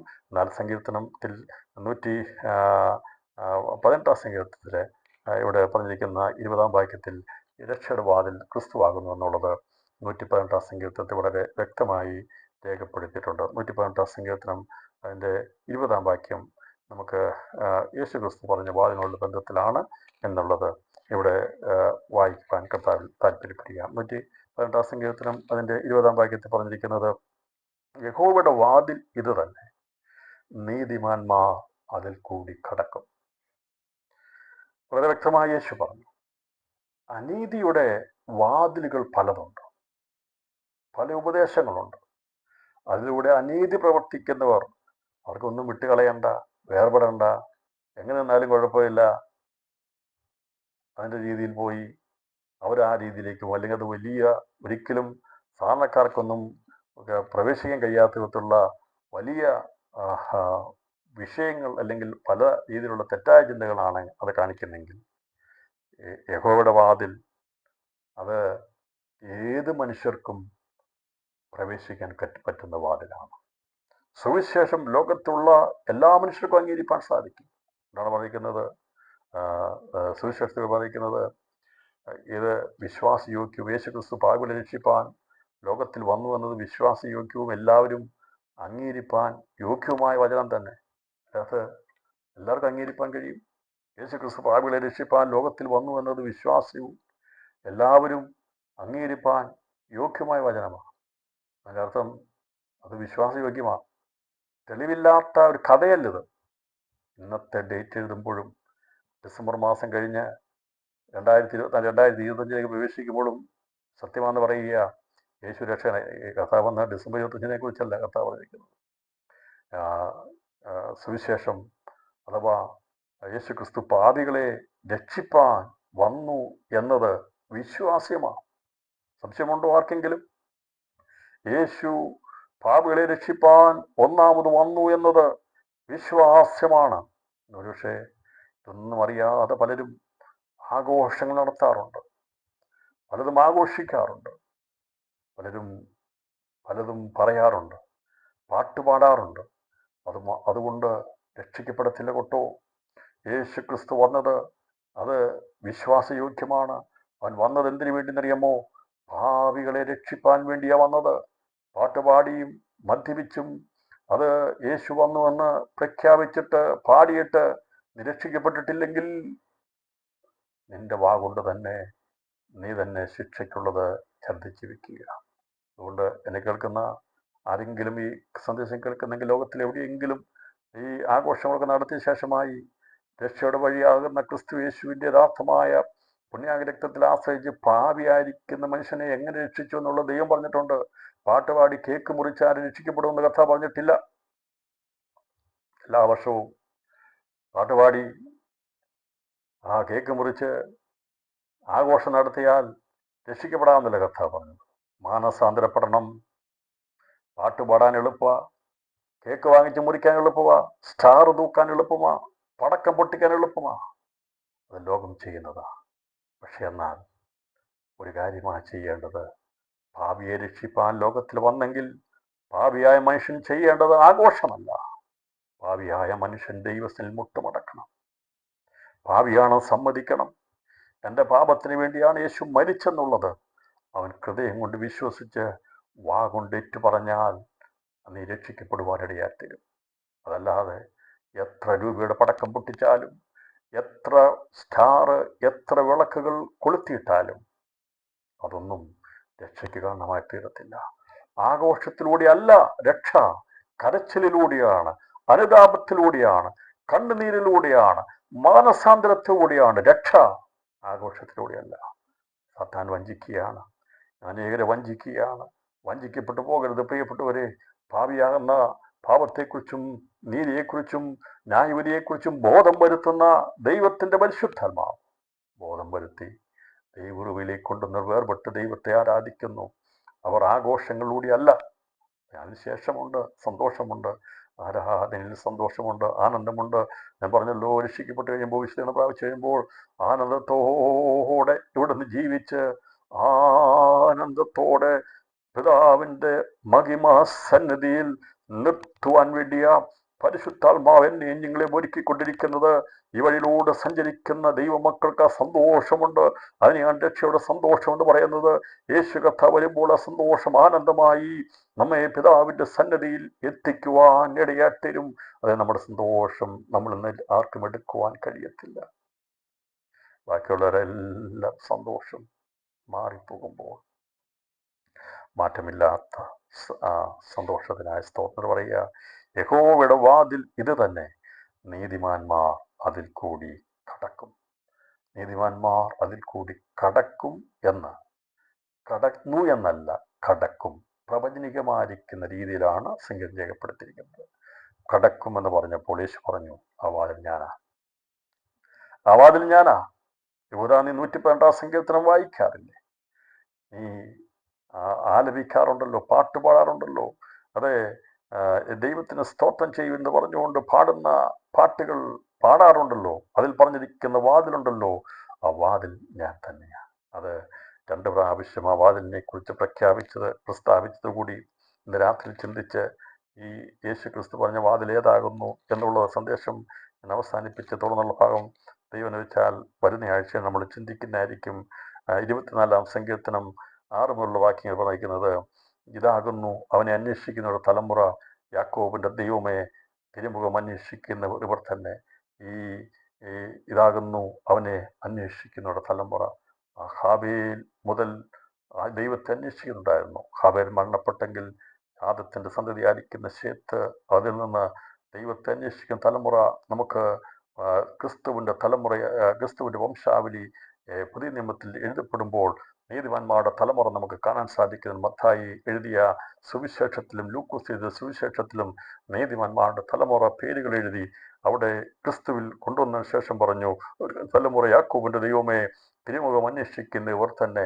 അപ്പോൾ തലമുറയായി ദൈവത്തെ അന്വേഷിക്കുന്നവരുടെ കൂടെ ആ ദൈവത്തിന്റെ സാന്നിധ്യമുണ്ടായിരുന്നു. ആ സാന്നിധ്യത്തിൽ ദൈവം വെളിപ്പെടുവാനിടയാത്തുന്നു. അതാണ് സുവിശേഷമായി പുതിയ നിയമത്തിൽ വെളിപ്പെട്ടത് പറയാണ്, വാതിലുകളെ നിങ്ങളുടെ തലകളെ ഉയർത്തുവീൻ, പണ്ടയുള്ള കഥകളെ ഉയർന്നിരിപ്പീൻ, മഹത്വത്തിന്റെ രാജാവ് പ്രവേശിക്കട്ടെ. മഹത്വത്തിന്റെ രാജാവാർ ബലവാനും വീരനുമായ യഹോവ, യുദ്ധവീരനായ യഹോവ തന്നെ. രണ്ടാമത് പറയുക, എടുത്തു പറയുക, വാതിലുകളെ നിങ്ങളുടെ തലകളെ ഉയർത്തുവീൻ, പണ്ടയുള്ള കഥകളെ ഉയർന്നിരിപ്പീൻ, മഹത്വത്തിന്റെ രാജാവ് പ്രവേശിക്കട്ടെ. മഹത്വത്തിന്റെ രാജാവ് ആർ? സൈന്യങ്ങളുടെ യഹോവ തന്നെ, അവനാകുന്നു മഹത്വത്തിന്റെ രാജാവ്. 2 പ്രാവശ്യം 24-ാം സങ്കീർത്തനത്തിൽ ആവർത്തിച്ച് പ്രസ്താവിച്ചത് സ്ഥലമുണ്ടായിട്ട് രേഖപ്പെടുത്തിയതല്ല. ആവർത്തിച്ച് രേഖപ്പെടുത്തിയ യേശുക്രിസ്തു 2 വരവിനെ കുറിച്ചുള്ളതാ. അവൻ പാപികളെ രക്ഷിപ്പാൻ വന്നതാണ്. 1-ാമത്തെ ഭാഗം, പണ്ടയുള്ള വാതിലുകളെ നിങ്ങളുടെ തലകളെ ഉയർത്തുവി. സംരക്ഷിച്ചു വെച്ചുകൊണ്ട് തലമുറകളെ സംരക്ഷിച്ചുകൊണ്ടിരുന്ന നിയമങ്ങളുണ്ടായിരുന്നു, ദൈവ സാന്നിധ്യമുണ്ടായിരുന്നു. പറഞ്ഞു, നിങ്ങൾ തലകളെ ഉയർത്തുവീൻ, പണ്ടയുള്ള കഥകളെ ഉയർന്നിരിപ്പീൻ, മഹത്വത്തിന്റെ രാജാവ് പ്രവേശിക്കട്ടെ. മഹത്വത്തിന്റെ രാജാവ് ആരാണ്? ബലവാനും വീരനുമായ യഹോവ, യുദ്ധവീരനായ യഹോവ തന്നെ. അവൻ പ്രത്യക്ഷപ്പെട്ടത് യുദ്ധം ചെയ്യാൻ വേണ്ടിയ മരണത്തിന്റെ ശക്തിയായിരിക്കുന്ന സാത്താനെ കാൽവറിയിൽ പരാജയപ്പെടുത്തി ആ യുദ്ധത്തിൽ യേശു ജയാളിയായി. പണ്ടയുള്ള കഥകൾ ഉയർന്നിരിപ്പാൻ മഹത്വത്തിന്റെ രാജാവ് പ്രവേശിച്ചു. അതാണ് ക്രിസ്തുയേശുവിന്റെ ജൈത്രയാത്ര. യേശുവിനോട് യാത്ര ചെയ്തപ്പോൾ ഈ സങ്കീർത്തനത്തിന്റെ 7-ാം വാക്യം അത് നിവൃത്തിയിരിക്കപ്പെടുവാനിടയായിരുന്നു. അവൻ യെരൂശലേമിലൂടെ നടത്തിയ ജൈത്രയാത്രയാണ് 1-ാം ഭാഗമെങ്കിൽ, 2-ാമത് പറഞ്ഞിരിക്കുന്ന 9-ാമത്തെ ഭാഗം, വാതിലുകളെ തലകളെ ഉയർത്തുവീൻ, പണ്ടയുള്ള കഥകളെ ഉയർന്നിരിപ്പീൻ, മഹത്വ രാജാവ് പ്രവേശിക്കട്ടെ. മഹത്വ രാജാവ് എന്ന് പറയുന്നത് മഹത്വവീരനായിരിക്കുന്ന യേശു അവനോടുകൂടി അവന്റെ വിശുദ്ധന്മാരുമായി ഈ ലോകത്തിൽ മഹത്വത്തിൽ 2-ാമത് വരും. അന്ന് വരുമ്പോൾ ഇവിടെ നടക്കുന്ന ഒരു യുദ്ധമുണ്ട്, ഹർമുഖ യുദ്ധമാണ്. അതിന് ശേഷമായി യേശു തന്റെ രാജ്യം ഇവിടെ സ്ഥാപിക്കും. അന്ന് അവനോടുകൂടി ഭൂമിയിൽ വാഴുവാൻ ഭാഗ്യം ലഭിച്ച ദൈവമക്കൾക്കായി സ്തോത്രം ചെയ്യുന്നു. അതേ വാതിലുകൾ പലരെയും സൂക്ഷിച്ചുകൊണ്ടിരിക്കുക. പഴയ നിയമത്തിന്റെ പ്രവചനങ്ങൾ വാതിലുകളായി തലമുറകളെ സൂക്ഷിച്ചു. അത് സുവിശേഷത്തിന്റെ സംരക്ഷണയിലൂടെ കടന്നുപോയി. അത് യേശുക്രിസ്തുവിന്റെ 2-ാമത്തെ വരവിന് വേണ്ടി പ്രവചനങ്ങളും പഴയ നിയമ പ്രവചനങ്ങളും സുവിശേഷവും എല്ലാം ഒന്നായി നിന്നുകൊണ്ട് മഹത്വത്തിന്റെ രാജാവ് പ്രവേശിക്കാൻ വേണ്ടി കാത്തിരിക്കുമ്പോൾ അവരുടെ സുവിശേഷം കേട്ട് ദിവസങ്ങളിൽ ക്രിസ്തുവിനെ അംഗീകരിച്ച് ഹൃദയത്തിന്റെ വാതിൽ തുറന്നു കൊടുത്ത് യേശുക്രിസ്തുവിനെ ഉള്ളിൽ പ്രവേശിച്ച് രാജാവായിരിക്കും തേജസ്സിന്റെ ക്രിസ്തു ഉള്ളിലുള്ള ദൈവമക്കൾ ഒന്നിച്ചു പറയും, എൻ്റെ ഉള്ളിൽ എൻ്റെ രാജാവുണ്ട്, അതുകൊണ്ട് എൻ്റെ ഉള്ളിൽ രാജകോലാഹലമുണ്ട്. യേശുക്രിസ്തുവിന്റെ സാന്നിധ്യമുള്ളത് കൊണ്ട്, രാജകീയ സാന്നിധ്യമുള്ളത് കൊണ്ട് ഇന്ന് രാത്രി സന്തോഷത്തോടെ പറയണം, എൻ്റെ മഹത്വത്തിന്റെ രാജാവായിരിക്കുന്ന ക്രിസ്തു എൻ്റെ ഹൃദയത്തിന്റെ വാതിലൂടെ പ്രവേശിക്കുവാൻ ഞാൻ കരഞ്ഞ് പ്രാർത്ഥിച്ചപ്പോൾ അവൻ്റെ ഉള്ളിൽ വന്നു. തകർന്നു നുറുങ്ങിയിരിക്കുന്ന ഹൃദയത്തെ നിരസിക്കാതെ യഹോവ സമീപസ്ഥനായി നമ്മുടെ കൂടെ. നമ്മുടെ ദൈവം നമ്മുടെ ഹൃദയത്തിൽ വന്ന ദൈവസ്നേഹത്തിന് നന്ദിയോടെ സ്തോത്രം ചെയ്യാം. പണ്ടയുള്ള വാതിലുകളെ ഉയർന്നിരിപ്പീൻ, പണ്ടയുള്ള കഥകളെ എന്ന് പറഞ്ഞുകൊണ്ട് യേശുക്രിസ്തുവിന്റെ 1-ാമത്തെ വരവിന് വേണ്ടി യാത്ര നടത്തി അത് പൂർത്തീകരിച്ച് ക്രൂശിൽ അവൻ ജയാളിയായി തീർന്നെങ്കിൽ യേശു കർത്താവിന്റെ പ്രവൃത്തിയിലൂടെ അനേകരുടെ വാതിലുകൾ തുറക്കപ്പെടുവാനിടയായിട്ടും ആ ഗണത്തിൽപ്പെടുവാൻ ഇസ്രായേലിനോ ജാതിയെന്നോ യഹൂദനെന്നോ യവനെന്നോ ഇംഗ്ലീഷാണെന്നോ ഹിന്ദിക്കാരെന്നോ ആഫ്രിക്കാർക്കാരെന്നോ വ്യത്യാസമില്ല. ലോകത്തിന്റെ വിവിധ സ്ഥലങ്ങളിൽ യേശുവിന്റെ സുവിശേഷമാകുന്ന വചനം, യാത്ര സുവിശേഷം, അത് അംഗീകരിപ്പാൻ യോഗ്യമായ വചനമായി സഞ്ചരിച്ചുകൊണ്ട് ആ വാതിലുകൾ തലയുയർത്തുവാൻ പോകുക. ക്രിസ്തു യേശുവിന്റെ 2-ാമത്തെ വരവ് സംഭവിക്കും. അതിനു മുമ്പായി ഇവിടുന്ന് ഒരു കൂട്ടം ജനം യേശുവിന്റെ സ്വർഗീയ തേജസ്സിൽ പ്രാപിച്ചുകൊണ്ട് ഇവിടുന്ന് പോകുവാനുള്ള ഒരു അവരെ കൂട്ടി യേശു കർത്താവ് വരുമെന്ന് സങ്കീർത്തനം 24-ാം അധ്യായത്തിൽ പറഞ്ഞിരിക്കുന്ന അതിന്റെ 2-ാമത്തെ ആ ഭാഗം പൂർത്തീകരിക്കപ്പെടും. രാത്രി കരങ്ങളിൽ ദൈവത്തിന് സ്തോത്രം ചെയ്യാം. കർത്താവ് വാതിലാകുന്നു, പണ്ടേയുള്ള വാതിലാണ്. അവൻ വാതിലാണ്. പ്രവാചകന്മാർ പ്രവചിച്ച വാതിൽ, രാജാക്കന്മാർ കാത്തിരുന്ന വാതിൽ. അതേ ആ വാതിൽ ക്രിസ്തുവാകുന്നു. അവൻ പ്രവേശിക്കുവാൻ വേണ്ടി എളിയവരാകുന്ന നമ്മുടെ ഹൃദയത്തിന്റെ വാതിലുകളെ ദൈവം തുറന്ന് അവന്റെ ആത്മാവസിച്ച് അവന്റെ സാന്നിധ്യമുണ്ടായി, അവന്റെ സാന്നിധ്യമുള്ള ഹൃദയത്തിൻ്റെ വാതിൽ തുറക്കപ്പെടുവാൻ, കർത്താവിൻ്റെ സാന്നിധ്യം അനുഭവിപ്പാൻ ദൈവഭാഗ്യം തന്നല്ലോ. നിങ്ങളുടെ ആനന്ദത്തോടെ അവൻ്റെ മഹിമാസനെ നിർത്തുവാൻ പരിശുദ്ധാത്മാവ് നമ്മെ സഹായിക്കും. നമുക്ക് ഈ വഴിയിലൂടെ സഞ്ചരിച്ച് ക്രിസ്തുവിൻ്റെ സംരക്ഷണത്തിലൂടെ ആ മഹിമാസനെ എത്തുവോളും ദൈവം നമ്മളെ കാത്തുകൊള്ളട്ടെന്നുള്ള സന്ദേശം കൈമാറിക്കൊണ്ട് യേശു ക്രിസ്തു വാതിലാകുന്നവരല്ലാതെ മറ്റൊരു വഴിയില്ല, വാതിലില്ല എന്നുള്ള യേശു പറഞ്ഞ വഴി അത് സങ്കീർത്തനത്തിൽ അതിലൂടെ ഇതാകുന്നു യഹോവയുടെ വാതിൽ, നീതിമാന്മാർ അതിലൂടെ പ്രവേശിക്കും, അതിലൂടെ കടക്കുമെന്ന് പറഞ്ഞിരിക്കുന്ന വചനപ്രകാരം നമ്മെ നീതീകരിച്ച് നാം പ്രവേശിക്കുവാൻ പോകുന്ന സ്വർഗീയ വാതിലിനായി സ്തോത്രം ചെയ്യാം. ക്രിസ്തു നമുക്ക് മുമ്പായി ആകാശത്തിലൂടെ കടന്നുപോയ ശ്രേഷ്ഠ മഹാപുരോഹിതൻ നമുക്കൊരു പുതുവഴി തുറന്ന് അവൻ പ്രവേശിച്ചത് സ്വർഗസിംഹാസനത്തിലേക്കാണെങ്കിൽ അവനോടുകൂടി ഇരിക്കാനുള്ളവർക്ക് വേണ്ടി യേശു തുറന്നിരിക്കുന്ന വഴിയിലൂടെ സഞ്ചരിച്ച് ആ വാതിലൂടെ സംരക്ഷണയോടെ പ്രവേശിച്ച് അവൻ്റെ സിംഹാസനത്തിരിക്കുന്നവരെയും കർത്താവ് നമ്മെ കരുതിക്കൊള്ളട്ടെ. അവനോടുകൂടെ വീണ്ടും നാം ഭൂമിയിൽ 1000 ആണ്ട് വാഴ്ചയ്ക്ക് വേണ്ടി വരും.